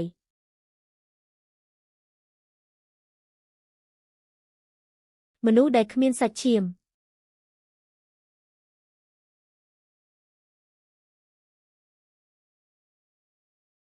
ខ្ញុំក៏មានវិធីដែរលោកតាទី2ឲ្យតម្លៃលើសាច់ញាតិបំផុតគាត់ប្រកាសជាអាចជួយរកយុត្តិធម៌ឲ្យពួកយើងអញ្ជើញលោកតាទី2ចេញមុខជួយបកស្រាយរឿងនេះឲ្យច្បាស់ពួកយើងប្រញាប់យករបស់ទាំងនេះទៅសុំលោកតាទី2ជួយលោកតាទី2មិនអាចឲ្យទ្រព្យសម្បត្តិគ្រួសារយ៉ាវធ្លាក់ទៅក្នុងដៃមនុស្សក្រៅបានឡើយប្រញាប់ទៅ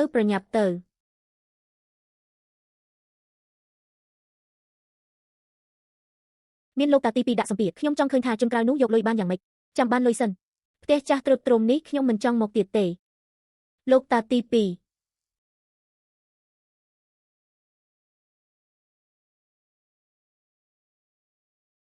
សូមលោកតាជួយរកយុត្តិធម៌ឲ្យគ្រួសារយ៉ាវផងប៉ាផនច្រឡំហើយគាត់ចង់ប្រគល់ទ្រព្យសម្បត្តិទាំងអស់ឲ្យជនក្រៅអ្វីលុយរបស់គ្រួសារយ៉ាវមិនអាចឲ្យជនក្រៅបានគឺជាលេនដែលរើសមកចិញ្ចឹមនោះនាងចង់បោកបញ្ឆោតប៉ាម៉ាក់ទាំងស្រុងហួសហេតុពេកហើយក្មេងស្រីដែលគ្មានសាច់ឈាមជាប់ពាក់ព័ន្ធម្នាក់ហ៊ានដណ្ដើមទ្រព្យសម្បត្តិគ្រួសារនាងថែមទាំងនិយាយថាចង់កាន់កាប់ផ្ទះបុរាណហើយបណ្ដេញពួកយើងទាំងអស់ចេញបងប្អូនយើងទាំងពីរបានប្រឹងត្វាតែត្រូវប៉ាបណ្ដេញចេញពីផ្ទះ Realdation ពិតជាចាស់វង្វេងហើយសំបីតែច្បាប់បុកបរោះក៏ភ្លេចដែរលោកតាទី2ឥឡូវនេះមានតែលោកតាចេញមុខទេទើបអាចទប់គាត់បានបើមានលោកតាជួយកាត់សេចក្តីដោយយុត្តិធម៌ទ្រព្យសម្បត្តិរបស់គ្រួសារយ៉ាវដាច់ខាតមិនបាត់បង់ទេខ្ញុំចង់ឃើញថាអ្នកក្រៅម្នាក់នោះមានសមត្ថភាពប៉ុណ្ណាប៉ាលោកតាទី2មកហើយពូទី2ហេតុអ្វីមិននៅផ្ទះផឹកតែបែរជាមកដល់ផ្ទះតូចរបស់ខ្ញុំធ្វើអ្វីបើខ្ញុំមិនមកទេទ្រព្យសម្បត្តិតកូលយ៉ាវនឹងត្រូវអ្នកប្រគល់ឲ្យអ្នកក្រៅអស់ហើយច្បាប់ដែលបុកបរោះបានបន្សល់ទុកទ្រព្យសម្បត្តិគ្រួសារអាចទុកឲ្យតែកូនប្រុសក្នុងខ្សែស្រឡាយប៉ុណ្ណោះអ្នកក្រៅដែលគ្មានសាច់ឈាមជាប់ពាក់ព័ន្ធកុំសង្ឃឹមថានឹងយកលុយមួយកាក់ពីត្រកូលរ៉ាវពីយាយចប់ហើយមែនទេបើកភ្នែកឲ្យធំស្ដាប់កណីដែលខ្ញុំបានកត់ទុកឲ្យច្បាស់ទិញផ្ទះម្នាក់500,000រៀបការម្នាក់250,000ប៉ុន្មានឆ្នាំមកនេះទិញឡានរៀនសូត្រនិងចំណាយផ្សេងម្នាក់ចំណាយលុយខ្ញុំជាង1,000,000តែប្អូនស្រីរបស់អ្នកទាំងអស់គ្នាយើងស្ទើរតែមិនបានចំណាយលុយលើនាងទេប៉ាពួកយើងជាកូនប្រុសបង្កើតរបស់ប៉ាចំណាយលុយលើពួកយើងមិនមែនជារឿងធម្មតាទេប៉ាអ្នកភូមិខាងក្រៅកំពុងមើលទាំងអស់ប៉ាឈប់អានទៅខ្លាចអាម៉ាស់តែចំណាយលុយវិញថាជារឿងធម្មតាតើអ្នកទាំងអស់គ្នាធ្លាប់ឆ្លងកាត់ពី5ឆ្នាំហើយកូនច្បងត្រឡប់មកផ្ទះ3ដងកូនទី2ត្រឡប់មកផ្ទះ2ដងពូទី2សូមមើលចុះនេះហើយជាកូនបង្កើតដែលលោកការពារចំណែកឯសៀវលៀនក្នុងរយៈពេល5ឆ្នាំនាងបានត្រឡប់មកមើលពួកយើង42ដងនេះមិនអាចទៅរួចទេពួកគេមិនទៅញោដល់ថ្នាក់នេះឬលោកតាទី2សូមស្ដាប់ការពន្យល់សិនពួកយើងរវល់ការងារពេក ពេលកាន់នាបញ្ជីពួកអ្នកកាន់នាច្បាស់ណាស់មែនទេអ្វីដែលសំខាន់បំផុតគឺការសាកល្បងលើកនេះពួកអ្នកធ្វើឲ្យខ្ញុំខកចិត្តខ្លាំងណាស់រឿងនេះពួកអ្នកពិតជាធ្វើឲ្យខ្ញុំខកចិត្តខ្លាំងណាស់ខ្ញុំមិនខ្លាចឲ្យអ្នកទាំងអស់គ្នាសើចចំអកទេលើកនេះខ្ញុំយកលុយ 1.536 លានយ៉នចូលទីក្រុងខ្ញុំចិត្តណាធ្វើជាក្រីក្ររកលេខខ្ចីលុយ20,000 យ៉នដើម្បីសាកចិត្តពួកគេព្រះជាម្ចាស់ឲ្យផ្ទះដែលពួកគេរស់នៅខ្ញុំជាអ្នកបងលុយទិញផ្ដាច់ជីវិតរស់នៅយ៉ាងសុខស្រួលតែពេលខ្ចីលុយបែរជារុញដាក់គ្នាសំបីតែមួយកាក់ក៏មិនព្រមប៉ាសូមកុំនិយាយរឿងនេះនៅមុខអ្នកអតីតទៀតចាត់ទុកថាពួកយើងអង្វរប៉ាទៅខ្ញុំចិញ្ចឹមកូនមិនបានល្អខ្ញុំសំនឹងទទួលទុកនេះតែចោះជាឡែនវិញធ្វើដូចម្ដេចនាងសន្សំសំចៃខ្លាំងមានតែ50,000 យ៉នប៉ុណ្ណោះតែនាងឲ្យខ្ញុំទាំងអស់ដោយមិនស្ទាក់ស្ទើរប៉ាសូមឈប់និយាយទៅលុយទាំងនោះជាការគួរធ្វើដើម្បីសងគុណប៉ាផុសកូនទាំងពីរនេះពិតជាគ្មានមនសិការសំបីតែប្អូនស្រីដែលរើសមកចិញ្ចឹមក៏មិនស្មើដើម្បីលុយសំបីតែឪពុកម្ដាយក៏មិនទទួលស្គាល់មួយកាក់ក៏មិនបានភូមិនេះពួកយើងពិតជាមិនអាចរស់នៅបន្តទៀតបានហើយ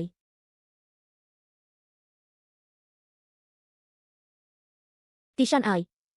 ជីពូច្រឡំហើយស្ទើរតែធ្វើរឿងខុសទៅហើយរឿងនេះឯងសម្រេចចិត្តដោយខ្លួនឯងចុះខ្ញុំគ្មានមុខទៅជ្រៀតជ្រែកទៀតទេ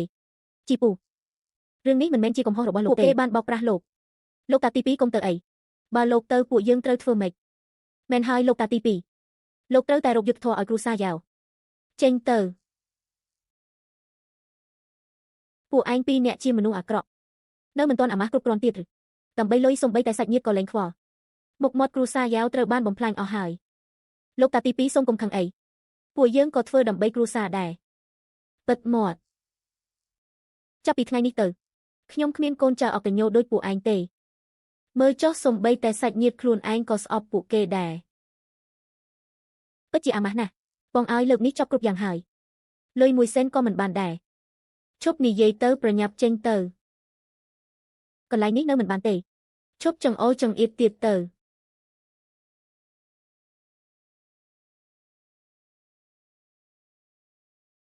ពាក់ព័ន្ធអីនឹងពួកអ្នកហើយអ្វីមិនពាក់ព័ន្ធនឹងពួកយើងអ្នកភូមិទាំងមូលកំពុងមើលអាម៉ាស់ខ្លាំងណាស់ភូមិនេះខ្ញុំមិនអាចនៅបានសំបី1 វិនាទីទៀតទេជប់និយាយឥតប្រយោជន៍ប្រញាប់ឡើងឡានមិនទាន់អាម៉ាស់គ្រប់គ្រាន់ទៀតឬ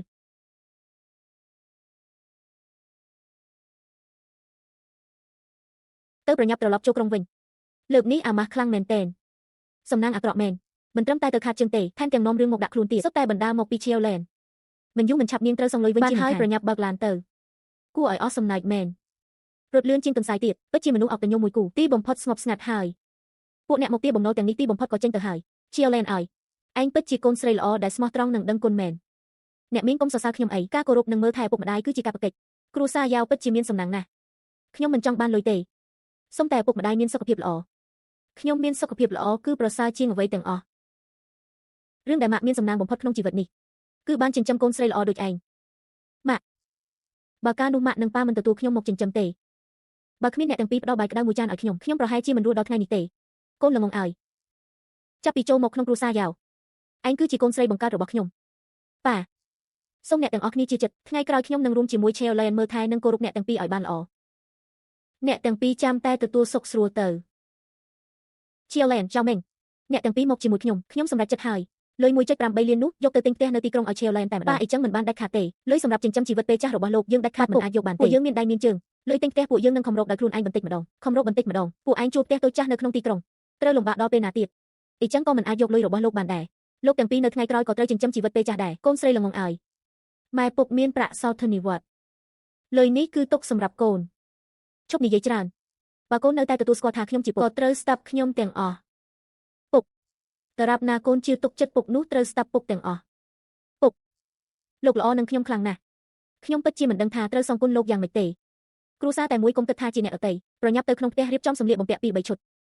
ឯងក៏ទៅរៀបចំបន្តិចដែរយើងចូលទីក្រុងទៅមើលផ្ទះឥឡូវនេះតែម្ដងខ្ញុំទៅយកសម្លៀកបំពាក់សម្រាប់ផ្លាស់ប្ដូរបន្តិចសិនមួយផ្លែតទៀតរួចហើយអរគុណប៉ាម៉ាក់ខ្ញុំចៅម៉េងស្បថាជីវិតនេះនឹងមើលថែឈៀវលៀនឲ្យបានល្អផ្ទះតម្លៃ1 លាន 5 សែននេះថ្ងៃនេះប៉ានឹងបង់ផ្ដាច់ទាំងស្រុងប៉ា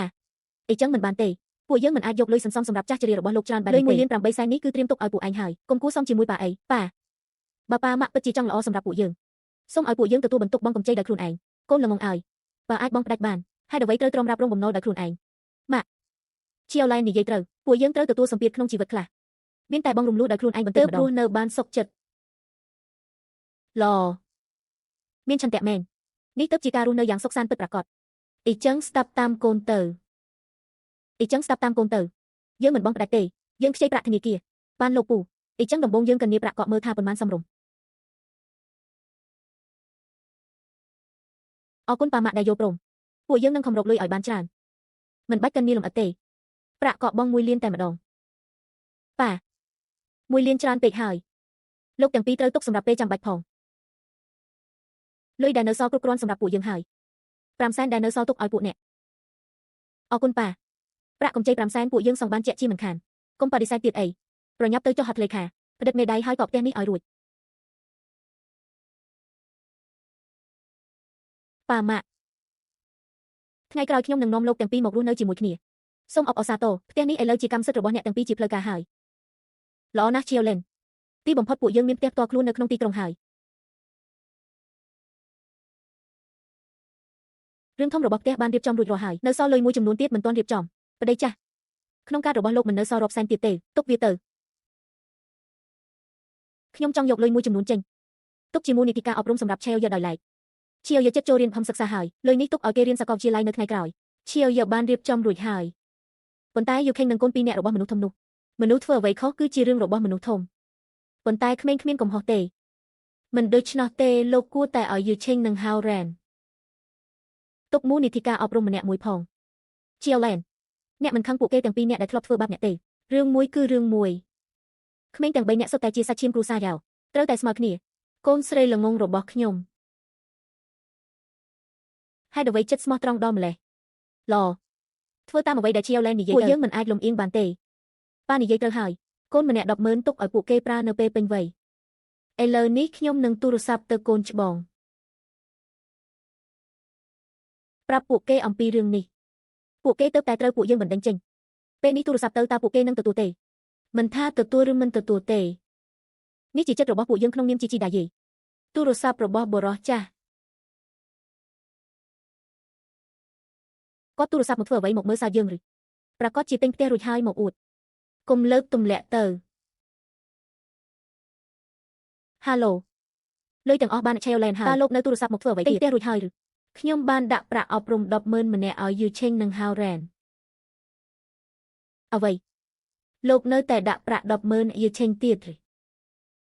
វាទុកសម្រាប់ឲ្យកូនរៀននៅពេលពេញវ័យអ្នកកុំសង្ឃឹមថាអាចប៉ះមួយកាក់បានឡើយបងប៉ាទៅតែទូរស័ព្ទមកខ្ញុំនិយាយថាបានដាក់ប្រាក់សន្សំឲ្យហៅរ៉ែន100,000ខ្ញុំទៅទទួលទូរស័ព្ទរួចគាត់ក៏បានដាក់ប្រាក់សន្សំឲ្យយូខេង100,000ដែរអាចទៅរួចយ៉ាងម៉េចពួកយើងឆ្លោះគ្នាខ្លាំងបែបនេះគាត់នៅតែព្រមឲ្យលុយទៀតថែមទាំងស្នើឲ្យកូនទាំង3ទទួលបានស្មើគ្នាពួកយើងសំបីតែអន់ជាងអ្នកក្រៅទៀតពួកយើងគិតគូរគ្រប់បែបយ៉ាងដើម្បីលុយចុងក្រោយឪពុកនៅតែគិតដល់ចៅជាច្រើនឆ្នាំមកនេះពួកយើងពិតជាបានធ្វើរឿងអាក្រក់អ្វីខ្លះទៅពេលប្រាក់អប់រំ100,000នោះត្រូវបានផ្ដល់ចេញចិត្តខ្ញុំពិតជាមិនស្រួលសោះខ្ញុំបានសរសេរអត្ថបទសិក្សាវប្បធម៌បុរាណមួយចង់អានឲ្យអ្នកទាំងអស់គ្នាស្ដាប់បានអ្នកអានទៅសំឡេងតិចកុំរំខានមនុស្សធំអ្នកបុរាណបាននិយាយថាការចិញ្ចឹមកូនមានគុណធម៌ដ៏ថ្លៃថ្នូរតែបែរជាមិនដឹងគុណវិញហេតុអ្វីក្មេងនេះថ្ងៃនេះបែរជាជ្រើសរើសប្រធានបទបែបនេះទៅវិញក្នុងចំណោមអំពើល្អទាំងឡាយការគោរពឪពុកម្ដាយជាមុនការគោរពថែទាំឪពុកម្ដាយគឺជាកាតព្វកិច្ចមូលដ្ឋានរបស់កូនកាតព្វកិច្ចមូលដ្ឋានរបស់កូនពួកយើងសំបីតែរឿងនេះក៏មិនអាចធ្វើបានពាក្យបុរាណបាននិយាយថាដើមឈើចង់ស្ងប់តែខ្យល់មិនឈប់កូនចង់ថែឪពុកម្ដាយតែពួកគេមិននៅរងចាំទៀតកូនចង់ថែឪពុកម្ដាយតែពួកគេមិននៅរងចាំទៀតពួកយើងពិតជាភ្លេចភ្នែកមែនឪពុកពូទី2ហេតុអ្វីបានជាអ្នកទាំងពីរយំខ្ញុំអានមិនល្អទេអានបានល្អណាស់គឺអ្នកបានធ្វើឲ្យបេះដូងខ្មៅរបស់ពូទី2ភ្ញាក់ឡើងខ្ញុំនឹងគ្រងនឹងយកប្រាក់សន្សំ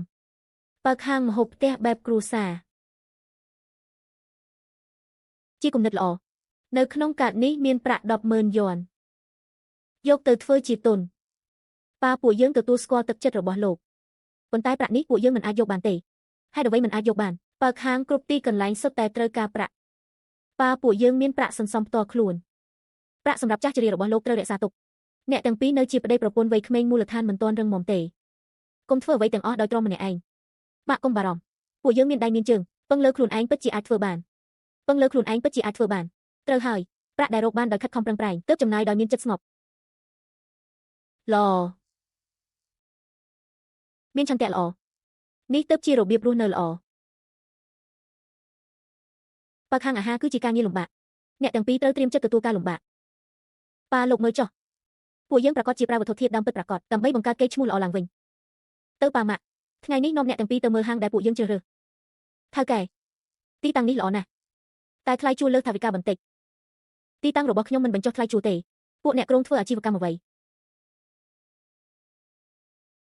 ពួកយើងក្រុងបើកលក់ម្ហូបផ្ទះលក់ច្រើនចំណេញតិចបម្រើអ្នកជិតខាងមើលកន្ត្រៃនៅក្នុងដៃអ្នកទាំងពីរក៏ដឹងថាជាមនុស្សខិតខំធ្វើការពិតប្រាកដឥឡូវនេះរបស់ដៃអ្នកឥឡូវនេះមានដើមទុនអាចយកចេញបានប៉ុន្មានតងពេញឆេសងបានយក 80000 នៅសល់ត្រូវទុកទិញទំនិញចូលស្តុកខ្ញុំបញ្ចុះថ្លៃជួលឲ្យ 20000 ចាត់ទុកថាជាការគាំទ្រការចាប់ផ្ដើមអាជីវកម្មរបស់អ្នកនេះបានជួយពួកយើងយ៉ាងខ្លាំងណាស់មិនបាច់អរគុណខ្ញុំទេសម័យនេះយុវជនដែលខិតខំធ្វើការដោយស្មោះត្រង់មានតិចណាស់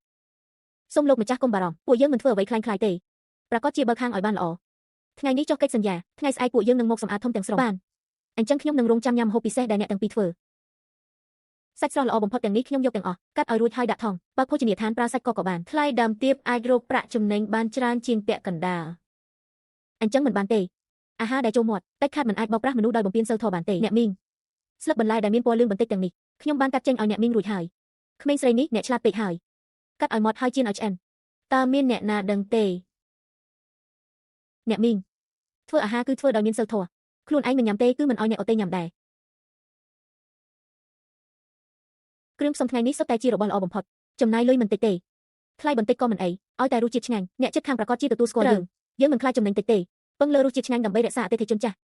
ចិត្តដល់ម៉ោងបាយហើយបើកម៉ាស៊ីនបិទផ្សែងយើងត្រៀមទទួលភ្ញៀវបានហើយថ្ងៃនេះជាថ្ងៃបើកហាងដំបូងត្រូវបង្ហាញជំនាញពិតរបស់យើងឲ្យគ្រប់គ្នាឃើញតាក់គ្រឿងផ្សំចូលឆ្នាំងហើយថ្ងៃល្អរបស់គ្រួសារយើងចិត្តចាប់ផ្ដើមរីកចម្រើនហើយសាច់ជ្រូកខ្ទិះទឹកមកហើយបងប្អូនអ្នកជិតខាងសូមមកភ្លក់ពេលនៅក្តៅម្ចាស់ហាងសាច់ផ្ទះអ្នកឆ្ងាញ់ណាស់ញ៉ាំមួយផ្លែក៏ដឹងថាជាសាច់ស្រស់ល្អអូយហាងបាយសម័យនេះពិបាកឃើញហាងណាដាក់ម្ហូបច្រើននិងស្មោះត្រង់បែបនេះលោកយាយញ៉ាំមិនអស់ទេក្នុងឆ្នាំងនៅមានបាយទៀតញ៉ាំឲ្យឆ្អែតញ៉ាំបានគ្រប់គ្រាន់មិនគិតថ្លៃបន្ថែមទេឆ្ងាញ់មែនទែនឆ្ងាញ់ជាងនៅសន្តាគារធំទៅទៀតចាប់ពីពេលនេះទៅខ្ញុំនឹងមករាល់ថ្ងៃលោកពូសរុបការចំណាយអស់45អាប់ជូនលោកពូ5ជាកាក់តូចម្ចាស់ហាងស្មោះត្រង់ណាស់ថ្ងៃស្អែកខ្ញុំនឹងហៅមិត្តចាស់មកញ៉ាំទាំងអស់អរគុណលោកពូដែលមកគាំទ្រសូមអញ្ជើញលោកទាំងអស់ទៅយឺថ្ងៃស្អែកខ្ញុំនឹងទុកកន្លែងល្អឲ្យផង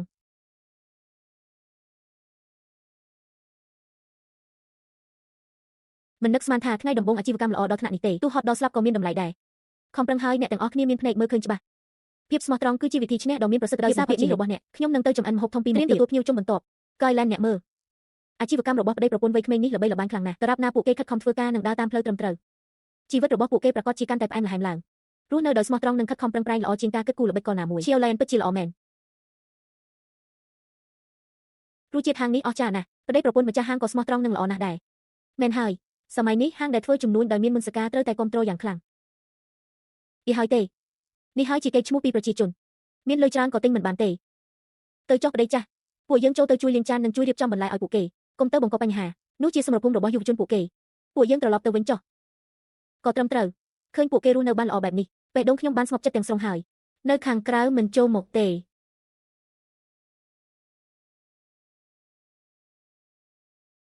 កូនស្រីខំប្រឹងធ្វើការឲ្យល្អប៉ាមានមោទនភាពចំពោះកូនប៉ាសូមប៉ាកុំបារម្ភខ្ញុំនឹងធ្វើឲ្យជីវិតរស់នៅកាន់តែល្អប្រសើរតាអង្គនេះនៅខាងក្រោមកុំឲ្យសំណើមពីដីឡើងមកប៉ះវាដាច់ខាតបងឆាប់ទៅចុះបើជួបប៉ាខ្ញុំមិនហ៊ានមើលមុខគាត់ទេបងធំបងទី2មេឃមិនទាន់ភ្លឺផងពួកបងមកធ្វើអ្វីនៅទីនេះខ្ញុំឃើញម្សៅមីនៅក្នុងហាងតាក់ចុះទៅពួកយើងនឹងទៅមិនពន្យាពេលម្ហូបទេមកដល់ហើយកុំធ្វើដូចជាចោលលួចអីចូលផ្ទះផឹកទឹកក្តៅមួយសិនខ្ញុំគ្មានមុខផឹកទឹកនេះទេប៉ាកំហុសដែលពួកយើងបានធ្វើពួកយើងដឹងក្នុងចិត្តពីមុនគឺដោយសារតែចិត្តត្រូវភាពលោភលន់បាំងរបស់បន្តិចនេះចាត់ទុកជាការសងសំណងឲ្យបងទៅឲ្យលឿនទៅស្ថានភាពពួកយើងឥឡូវនេះមិនសមឈរនៅទីនេះទេប៉ាខ្នងបងធំក៏កងហើយមើលទៅធ្វើឲ្យចិត្តខ្ញុំមិនស្រួលទេឆ្អឹងបាក់ត្រូវភ្ជាប់ឡើងវិញទើបអាចជាសះស្បើយមើលថាពួកគេអាចទ្រាំបានយូរប៉ុណ្ណាអុយនេះជាសាច់ជ្រូកស្រុកល្អបំផុតនៅទីផ្សារបងធំចំណាយធនណាស់ហើយទទួលយករបស់ទាំងនេះទៅអ្នកមានសមត្ថភាពហើយមែនទេមើលទៅដូចជាអ្នកក្រីក្រម្នាក់ខ្ញុំប្រើលុយដែលខ្ញុំរកបានដោយខ្លួនឯងវាជាមន្តសការរបស់ខ្ញុំ បើហ៊ាននិយាយអាក្រក់ពីម្ដងទៀតសាក់មើលចង់បានអ្នកណាគ្មានទេថ្ងៃនេះខ្ញុំនិយាយឲ្យច្បាស់នៅទីនេះអ្នកណាហ៊ានគិតគូរយកលុយចិញ្ចឹមជីវិតចាស់របស់ប៉ាខ្ញុំជីវិតនេះឈប់រស់ទៅឲ្យលឿនអ្នកឆ្លងទន្លេហើយបំផ្លាញស្ពានចោលខ្ញុំមិនអាចឲ្យចេញពីផ្ទះហើយត្រូវគេចង្អុលមុខនិយាយបានទេនេះនិយាយថាមានឪពុកកំណើតម្នាក់ដែលស្គាល់តែលុយមិនស្គាល់អ្វីដែលខ្ញុំធ្វើនេះគឺដើម្បីអ្នកណាខ្ញុំខំភ្ញាក់ពីព្រឹកព្រលឹមដល់យប់ជ្រៅហើយគិតគូរគ្រប់យ៉ាងចុងក្រោយបែរជាខ្លាយជាស្ត្រូវទៅវិញខ្ញុំសម្រាកនៅមន្ទីរពេទ្យបាន3ថ្ងៃហើយហើយអ្វីប្អូនប្រុសបង្កើតរបស់ខ្ញុំមិនមានសំបីតែទូរស័ព្ទអ្នកបានទូរស័ព្ទទៅគាត់ទេបានហើយគាត់និយាយថាអ្នកមិនគោរពសាច់ញាតិទាំង5មួយទេហើយឈ្មោះល្បីមិនល្អគាត់ខ្លាចរងភាពអាក្រក់ហើយប៉ះពាល់ដល់កូនប្រុសរបស់គាត់និយាយមិនពិតទេឥឡូវអ្នកបានឃើញច្បាស់ហើយនៅក្នុងភ្នែកប្អូនប្រុសដ៏ល្អរបស់អ្នកគ្រាន់តែជាមនុស្សគ្មានប្រយោជន៍ម្នាក់គិតគូរគ្រោងការទៅមកបែបនេះខ្ញុំគិតរហូតដល់ខ្លាចជាមនុស្សនៅម្នាក់ឯងមនុស្សរស់មួយជីវិតត្រូវមានចិត្តស្មោះស្អែកជាថ្ងៃបុណ្យពាក់កណ្ដាលអ្នកនៅតែស្គាល់តែលុយពួកយើងនឹងបែកគ្នាបងស្រីថ្លៃមុននេះគីលានឧបថាយិកានិយាយពីក្រោយក្នុងថាពួកយើងជាមនុស្សដែលមិនខ្វល់ពីជីវិតរបស់មនុស្សចាស់មីវែងពួកយើងឆ្លុះគ្នាអស់មួយជីវិតចុងក្រោយសំបីតែមនុស្សម្នាក់ជួយលើកតែទឹកតែឬផ្ដល់ទឹកក៏គ្មាននៅសល់ខ្ញុំបាននិយាយអ្វីដែលត្រូវនិយាយរួចហើយស្អែកពួកយើងត្រូវត្រឡប់ទៅជួបឪពុកម្ដាយត្រឡប់ឬមិនត្រឡប់គឺតាមចិត្តពួកអ្នកថ្លៃថ្នាំពេទ្យបានបង់រួចហើយពួកយើងទៅទិញនំយន់សៀវឲ្យលោកតារឿងចេញពីមន្ទីរពេទ្យអ្នករៀបចំដោយខ្លួនឯងជាងខោកុំទៅខ្ញុំនឹងត្រឡប់ទៅជាមួយអ្នកមុខចាស់នេះនឹងទៅសុំទោសលោកតាខ្ញុំក៏ត្រឡប់ទៅដែរបងឥឡូវខ្ញុំមើលតែច្រកទ្វារនេះក៏ភ័យហើយបងថាប៉ានឹងអនុញ្ញាតឲ្យពួកយើងចូលក្នុងផ្ទះនេះទេក្នុងថ្ងៃបុណ្យធំបែបនេះបើត្រូវគេបណ្ដេញចេញមុខមនុស្សគ្រប់គ្នាពួកយើងពិតជាគ្មានមុខទៅជួបអ្នកណាទេដាក់ចោលនៅមុខទ្វារទៅថ្ងៃនេះទូលោកតាយកអំបោះដេញខ្ញុំក៏ដោយខ្ញុំក៏ត្រូវចាប់ជាប់នឹងស៊ុំទ្វារមិនព្រមចេញដែរបងធំបងទី2ថ្ងៃបុណ្យធំបែបនេះហេតុអ្វីឈរនៅកន្លែងខ្យល់បក់ហេតុអ្វីមិនគោះទ្វារឈៀលលៀនឬថាហាងអ្នករវល់នេះមិនមែនបងស្រីថ្លៃអ្នកនិយាយថាទិញនំយន់សៀវពីប្រអប់មកមើលប៉ានោះទេអញ្ចឹងហើយនៅឈរធ្វើអ្វីទៀតក្នុងឆ្នាំងកំពុងស្ងោរឆ្អឹងជំនីសាច់ជប់រួចហើយហើយត្រៀមញ៉ាំបាយឈៀលឡែនពីមុនបងស្រីប្រសាតែងតែប្រឆាំងនឹងអ្នកគ្រប់រឿងអ្នកពិតជាមិនសួរអ្វីមួយសោះមែនឬយើងបាននិយាយហើយថាជាគ្រួសារតែមួយមានហេតុផលអ្វីដែលត្រូវបណ្ដេញបងប្រុសនិងបងស្រីប្រសាដែលត្រឡប់ចូលមកលឿនឈៀលឡែនថ្ងៃនេះមុខមាត់របស់បងស្រីប្រសាបាត់បង់អស់ហើយពីមុនបងស្រីប្រសាពិតជាល្ងងខ្លាំងពេកគុំយំសោកនៅមុខទ្វារទៀត